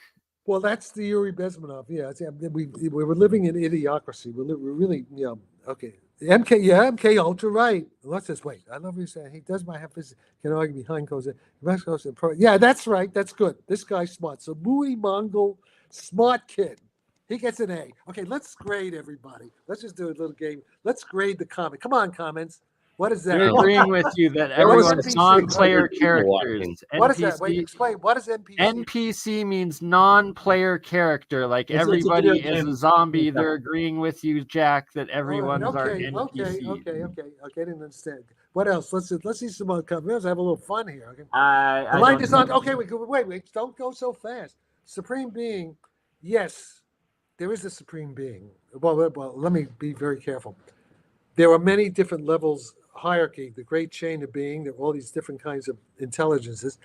The universe itself, see, this has to do with the sentient plasmas, because it means electromagnetic fields can be conscious, artificial intelligence can be conscious, because that's what we are. We are orbs, the electromagnetic fields inside the brain, the microtubules, all that stuff. That's what we are. We're orbs, confined, the electromagnetic fields, the brain waves, all that stuff. This consciousness. That's what Section 7, that paper explains the math of all that. Simple, okay? Just the gravitational field itself can be conscious. But if we That's also, one. That's the let's US just let me government- just don't talk because you don't know anything. Let me talk. Don't Okay, go interrupt. ahead. Don't interrupt unless I say. I'll ask, please. But we you have a got a comment? troll. Just shut up because I'm trying to give you a coherent story. Okay. Okay. All right. And I'll give you time to say the question and then say. So hold your question. So now I forgot what I was fucking talking about. Oh yeah. the Orbs, gravitational field. sentient orbs. All right. Okay. The gravitational field itself, what's called the post-quantum gravitational field, has consciousness in the same way we have consciousness. What we are, human consciousness, are post-quantum electromagnetic fields. And the universe itself. So there is a conscious, we do live in a conscious universe, like Dean Rain, some of the Rupert Sheldrake, all these guys, there is. But yeah, so the answer is, but I have the precise quantum physics, how that happens. So in that sense, but whether that particular cosmic consciousness takes any interest in us, I don't know, maybe it does, maybe it does. You have to read Olaf Stapleton, the Star Maker, Olaf Stapleton's books, they talk, there's some pretty good, and there's a Solaris, there's a lot of good science fiction stories about this concept. Does Jack do DMT? No, I've never done DMT. Never done. Apparently, we Oh, all Jack, did I it wanna- when we were born, and then when you What? go into REM sleep or something. What? Apparently, DMT is created when you're in the body, when you're born, when you go into your REM sleep, and when you die. Yeah, maybe, but I've never done that kind of drug. I wouldn't do it. So I knew. I have John also Lilly. never done the drug, just Oh, to wait, be honest. Rick, but- just shut up a minute. I'm going to tell you something you don't know. Richard Feynman did DMT when he was dying at Esalen, and he was dying of cancer. Okay, back in like around 88, something like 87, and because I knew John Lilly who was friends of his, they were from Caltech. He came to Esalen. John Lilly gave him DMT, to help in his dying. Okay, that's it. So what's this? What's that? Dead fish cheese? Just list. Yeah, JJ. Just list. Okay, keep going. What else? Does anybody say anything intelligent? That you are retarded. Well, here's Who's something. I'm Who's retarded. That's what Who's he's saying. Crypto Alchemist? Who's the? I Crypto am. Alchemist? Oh, That you is are. me. Okay. Yeah. All right. You go. What's So- the Lazar thing? Is that people can't even spell? You know what the fuck they're talking about? And what So is- how can God be all knowing, all present, and all powerful? No, I don't think. I'm not saying that. I'm not going that far. That's that's yeah, No, but- if all consciousness is sort of God, then all beings are conscious. So it's obviously all knowing. It's all present, and it's all powerful because no matter who wins. All or right, you're getting loses, into it's them. theology. Let's go. Okay, let's see. Okay. Let's Well, stick I'm with- not too good at theology anyway, but that's No, yeah, it's not important. There's nothing of interest here. Wait, I want to Okay. see what these people are saying.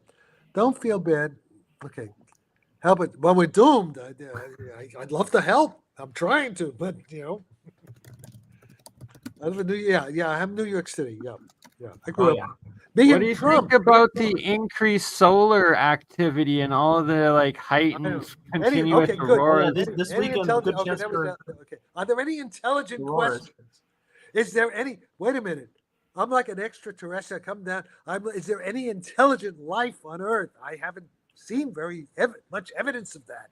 We don't know either. Anyway, I haven't seen. Certainly, there's no intelligence in the American government at top levels. There's very little intelligence there. yeah. What? Okay, but solar. Yeah. But he has one. What? What does he say? Say something. Then people are inarticulate. So let's see.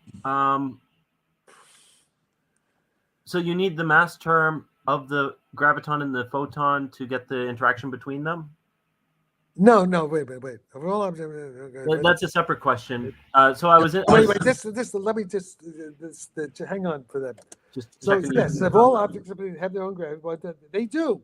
The answer is they do, but it's so tiny. It's very tiny in general, so you don't notice it. Oh, what do you think of? Wait. Just listen. Ooh. I'm focusing on these things. Okay, just Sure, hold sure. that.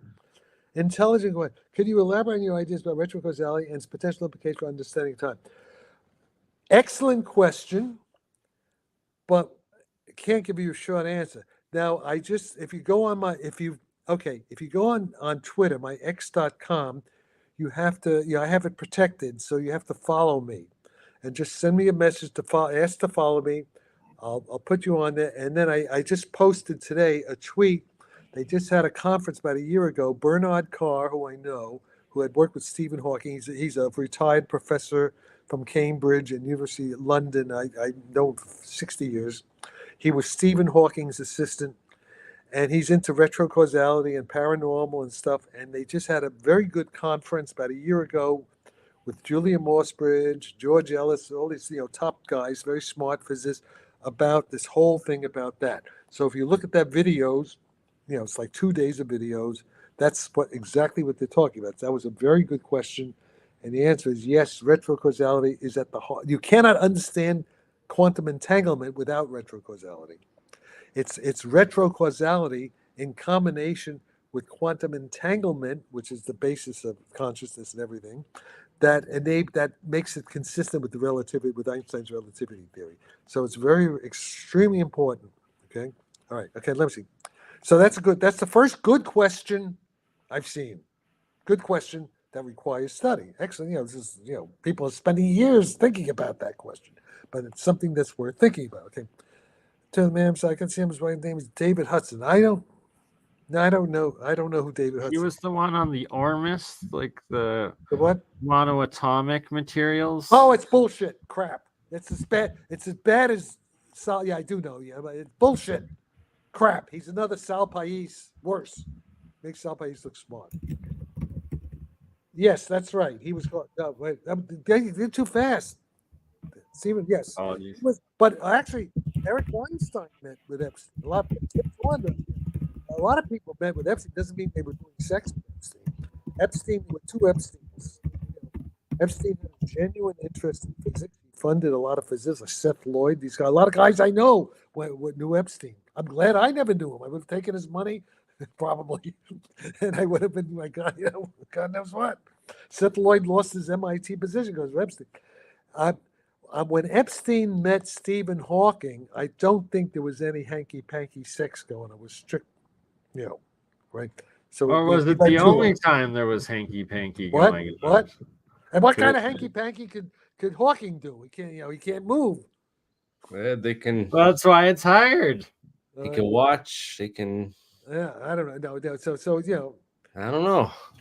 I don't know what happened there. Lawrence Krauss got all weird when I asked him about. Come on, Bernie, have your hands on the Discovery Army. It's bullshit. Yeah, Discovery, but Army, all that, it's bullshit. It's crap.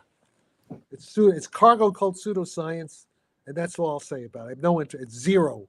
So you don't think he was corrupting and manipulating scientists the way he did to Andrew? It's all bullshit. It's all bullshit. Yeah, they're all charlatans, and they're stealing money from stupid people who believe them. That kind of bullshit. Okay, let's see.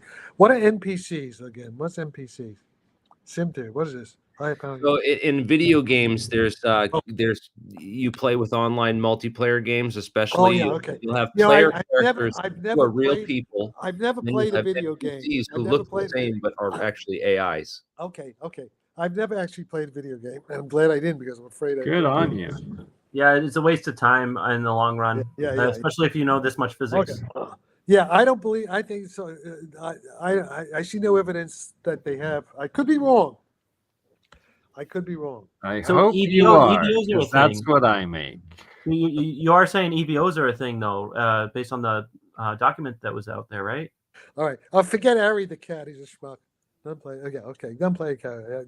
Yeah. Who cares? Not relevant. There you go. So wait. Okay. Wait. This is a good question. This is good. Yes. Good. J.K. Philly fan, whoever that is. He gets an A+. The other guy, there was so far 2 A+. Referring to 7. So you are saying that the particles are influenced by the quantum field. They can also influence the field of return. That's the key idea. Yes, because the quantum field itself is the mind field. It's a mental field. That's what we are. We're quantum fields. Qubits, we're quantum information fields. That's what we are. So yes, J.K. Philly fan gets an A+, a gold star in the Sarfatti class of physics, okay? Who's Dr. Gordon Freeman? I don't know who that is. Anybody know who Dr. Gordon Freeman is? I don't know. Who's It's Gordon? it's a video game character, Jack. That's a Huh? fake name. He's an NPC as well. So It's a wow. video game character. All right, come on. It does seem that okay. So Half-Life. we've had two good. No, I've heard about it. I've heard about it just recently. It's interesting. It's a good question. I've heard about it, and just man, I can't. And I've heard it. I'm a guy who I have to be careful not to mention his ID. Yeah, this is supposed to be important. I haven't seen it myself, but I know what. No, I haven't seen the custodian file, but I've heard about it. Okay, think about 20 mean how all the CEOs quit last week. Oh well, I never even knew who Diddy was until I'm not sure who he is. He's a diddler. That's all you need to know. You don't. I don't want to use the N word. Some dumb N word. Okay, and there are a lot of white people I know who are dumb N words too. Okay, the credit what was that? I don't know. Who cares? That's all bullshit. Dave Martin is an idiot. Let's go. Wait. Go back. Yeah. The Plato's allegory of the cave, very, very important. That's the key principle of physics. Is Plato's allegory of the cave is the basic print. That's what group theory, symmetry, principles of physics, all about the allegory of the cave. And at some point, so that's good. So this guy gets a B+. Okay, well maybe A-. All right, go ahead. No, wait. Be another way. Quantize or more variant measurements, or even variant scale measurement. I'm not sure. It's kind of what he's saying. I saw it. He hasn't quite expressed. There's something there. He's got. It's not a bit. Okay, he's talking about. Well, okay, the objectivity of theoretical physics are in what are called invariant measurements or invariants of frame transformations. So in quantity, I mean, it's kind of a jumbled question, but there's a thought behind this, even at scale measurements. This guy, Igno, would have to try to kind of break. There's like three questions there. He's like, put three questions, one question. And I'm not going to reject it. There's this guy is, there's something I can't really answer because it's not formulated properly, but there's like this, there's fire beneath the smoke there. He has like three different things. Quantized units is an issue. Invariant measurements extremely important. And the scale, the scale, variance scale, that's called wavelets, fractals. It's called the renormalization group flow of the coupling constants. There's a guy in Russia. Okay, it's a good question, leads to a lot of associations, creative associations. There's a guy in Moscow, because he's on the web, he's on the archive, the ePrint archive. His name is Mikhail, the Russian Mikhail Altaisky, Altaisky, and he talks about using wavelet scale, variance scale, wavelet transforms in quantum field theory and turbulence theory, and even in consciousness kind of hierarchy. Yeah, it's all related to this stuff. Okay, and I don't know. So there's this guy, Mikhail Altaisky. He has a bunch of very good papers, all about conscious artificial, like neural nets, conscious intelligence. Hang on. Find these papers and post them on Twitter so people. No, you find them. It's just go with them. Yeah, you can find them easily. Twitter's job is Mikhail for. The names get hard to spell, man. It's I got the name, Jeremy. I saw when they were talking about I'm Altaisky. also get these together. Jack. it's Don't easy to worry. find. I go through and I rewatch this 3 or 4 times while editing, and I've made lots so of notes to Altaisky- make so little shorts to Altaisky's- get your. Altaisky's doing some very good work. But, Okay, so go on. What's the next? Do you think Christopher Columbus was a real guy? Oh, who cares? I think he was Come real. on, real questions, intelligent. What, Jack, what do I think Don't of the us double try it slit? again. Sorry. The double Jack, I'm slit curious. experiment. Okay, let's this question. It's sort of a decent question.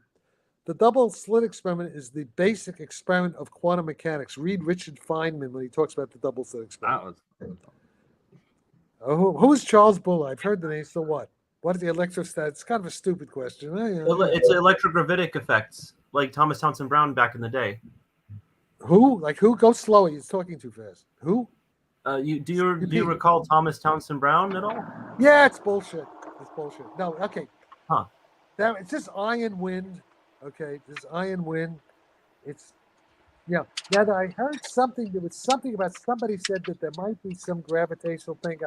I saw something. I didn't have time to really look at it, but basically, it's basically a false trail. I think. I could be mistaken. There was something I did see. I did want to check out. That somebody said something that sounded semi-intelligent. That maybe he was seeing something. Not because what I don't know, but my basic bias is that it's not worth looking at. But I could be wrong. Okay. No, wait. Yeah, well, Eric Weinstein. That's why he's an asshole because he ignores Jack Sarfatti. I'm what he's looking for. But I'm an asshole too. So he's an arrogant narcissist, and I'm an arrogant narcissist. Both, arrogant Jewish kids. Yeah, I feel like they're like the moon their landings. nose at The us. moon landings are the moon landings. Some of this bullshit, crazy stuff. I know Buzz Aldrin, who was on the moon. I met him personally. In fact, I spent a whole weekend with Buzz Aldrin sitting next to me in a Werner Erhard S training in 1975, maybe it was 76, with a lot of famous people, including Sterling Hayden, all kinds of stuff. And we definitely went to the moon. I know a lot of top people at NASA. So all the stuff that we didn't go to. Now, they did make these fake movies, in case they were practicing. They did make these fake movies, in the hangars. But they also went to the moon. Okay. All right. Okay, what's this? Charlestown. I've read in double slit experiment. But why behave? Okay, listen. Now you have to then. We don't have time for this. This whole course in quantum mechanics. You have to spend at least an hour on. You just go to Wikipedia. There's many movies, Feynman, and videos. There's so many good demonstrations explaining the double slit experiment, and you have to understand from the Bohmian point of view. Okay, what you do here is you go to the Cambridge University lectures, Cavendish Lab lectures at Cambridge University from 2008 or 2009. They're all online by Michael Towler, Towle. Michael Towler, called the Bohmian Pilot Wave Theory. It's a set of 8 lectures. In lecture 8, he talks about some of my stuff. He will explain all this very nicely in a beautiful, PowerPoint presentations. That's so you can learn your quantum mechanics, your Bohmian quantum mechanics double slit from those lectures. But the double slit experiment is the basis of quantum mechanics. It's the base of all the quantum weirdness is in the double slit experiment, where you shoot in one photon at a time, at very low intensity, and you see the interference pattern building up and what that means and everything. It's showing that the wave function is there, but the wave function is mental. So what they're trying to do now, what Julia Morsbridge and Dan Sheehan at University of San Diego, this Jesuit school in San Diego, they're trying to see, and Dane Reid, they're seeing how the mind can influence the buildup of the interference patterns in the double slit experiment. Even doing it from the future, doing it like you could show there are ways, experimental protocols, we can see how a future cause of a past effect. So in any case, there's a lot of work being done there. I have a question about the true direction of future physics is in my work on weakening this.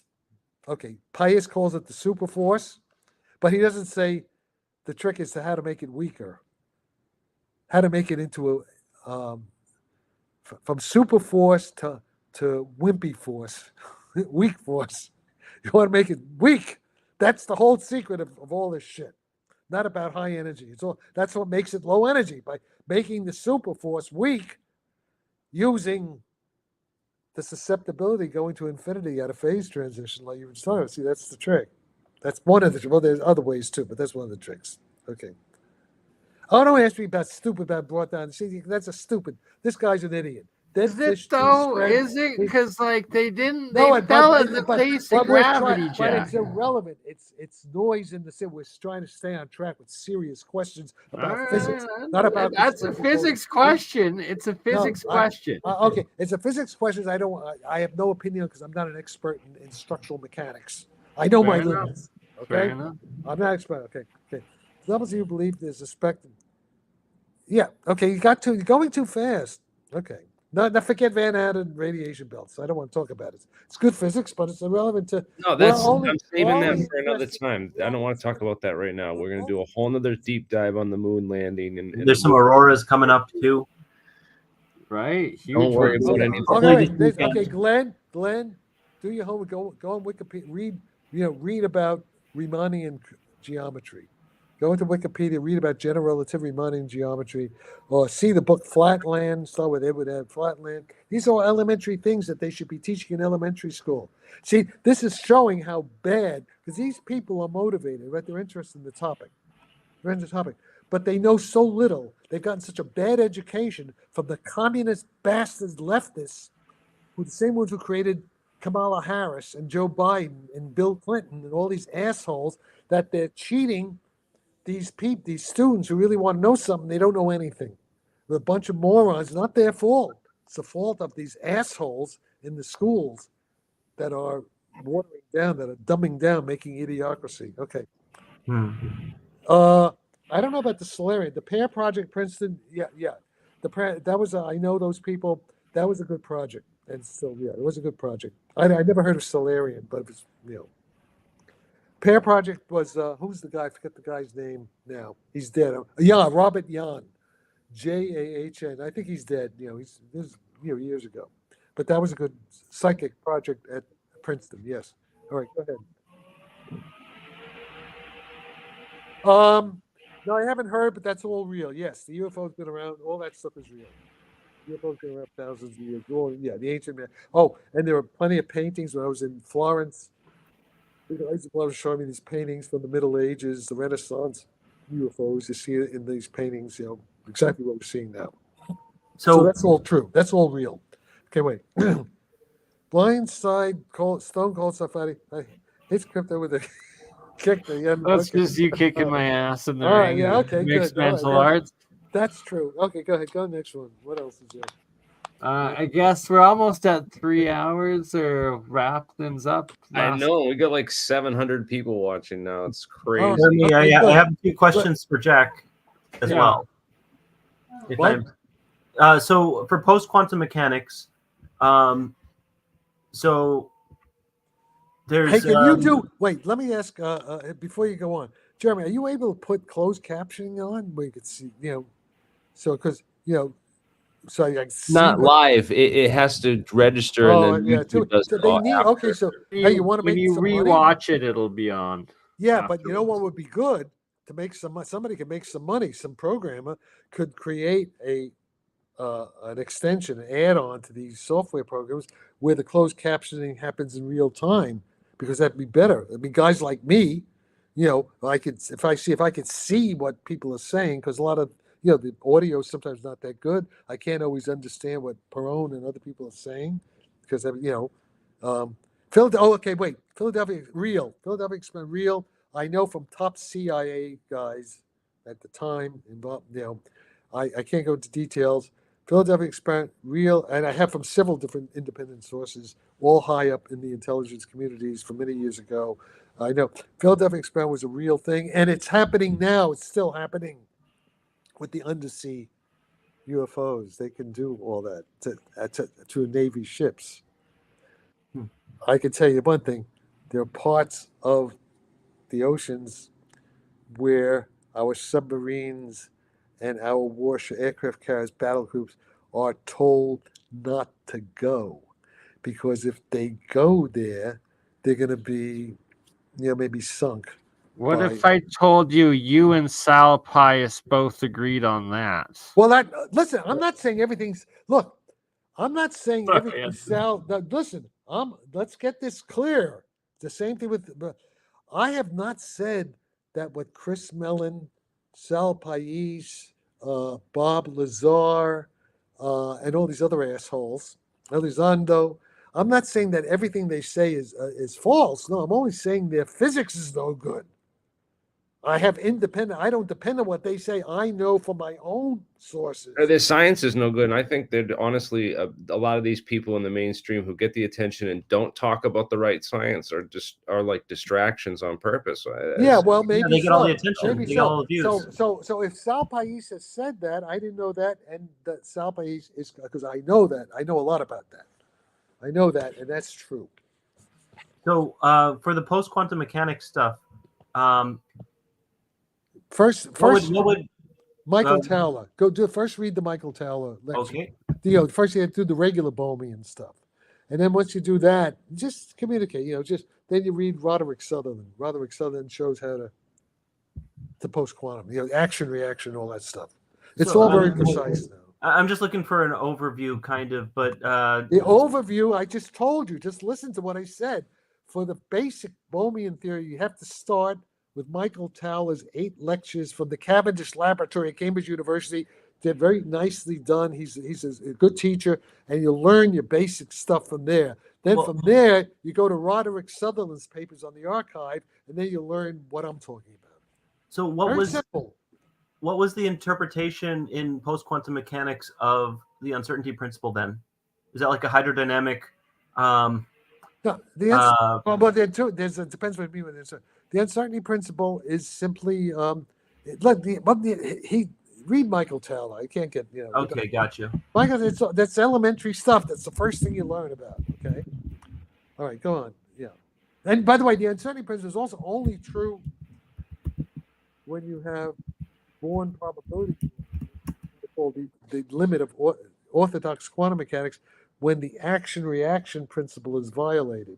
In other words, when the quantum wave function changes the classical motion of the particle, but the particle does not directly back react on its wave function. Okay, and then you can violate the Heisenberg uncertainty principle with action in the post-quantum case. This is what a guy named there's also Tony Valentini. He has papers on the archive. Anthony Valentini, from a slightly different point of view, he calls it violating subquantum equilibrium. And you can see you can violate the uncertainty principle. To communicate, telepathy, psychokinesis, all the magical stuff, the high strangeness of all that stuff, that the Uri Geller, all that stuff, that is a violation of the uncertainty principle. Of course, it's the post-quantum. There's a violation of the uncertainty principle in a certain sense. Okay. All right, go ahead. Jack, I was going to work with David Chester. He's interested in the idea of putting together a panel to just specifically for undergrad and like young students that are getting into the physics of giving them a guide of all the scientists they should follow, all the papers they should get into, where they're going to find real knowledge and the kind of stuff that they should stay away from if they don't want to get sucked down, false rabbit holes of just a roadmap of the prerequisite knowledge. Yes. Would you be interested in participating in? Well, I'm doing that all the time. I'm posting all the good stuff. Anybody wants to do that, just follow me on x.com and you'll see every day I post stuff, and then you can take the stuff I'm saying and then organize it better and put it in there. Yeah, go ahead. In terms of my contribution, that's what I'm doing. I'm doing my stream of content, my research is all there, and now it requires editors, okay? To just take the stuff and show me what you're doing, and I'll give you feedback. So I'm putting it out there. I'm doing all that already. Awesome. Well, I'm doing my part. We got like 700 people live at one point watching this stream. This is a major success. I want to thank you for participating. I go to bed. Let's sleep on all this knowledge that you've shared with us. My brain's overflowing. I have to go and process. I gotta rewatch this 3 times on AlienScientist. Bless you, Jack, for speaking. Okay, it'll be good with closed captioning. Yeah, we need that. All right. Yeah, okay. I certainly got my reading. Make sure to meet Pendry. I'll send you a reminder email. Yeah. Just remind me email. Yeah, I'm a big email guy. Okay, so that's it, right? We go. Is that it? We're good.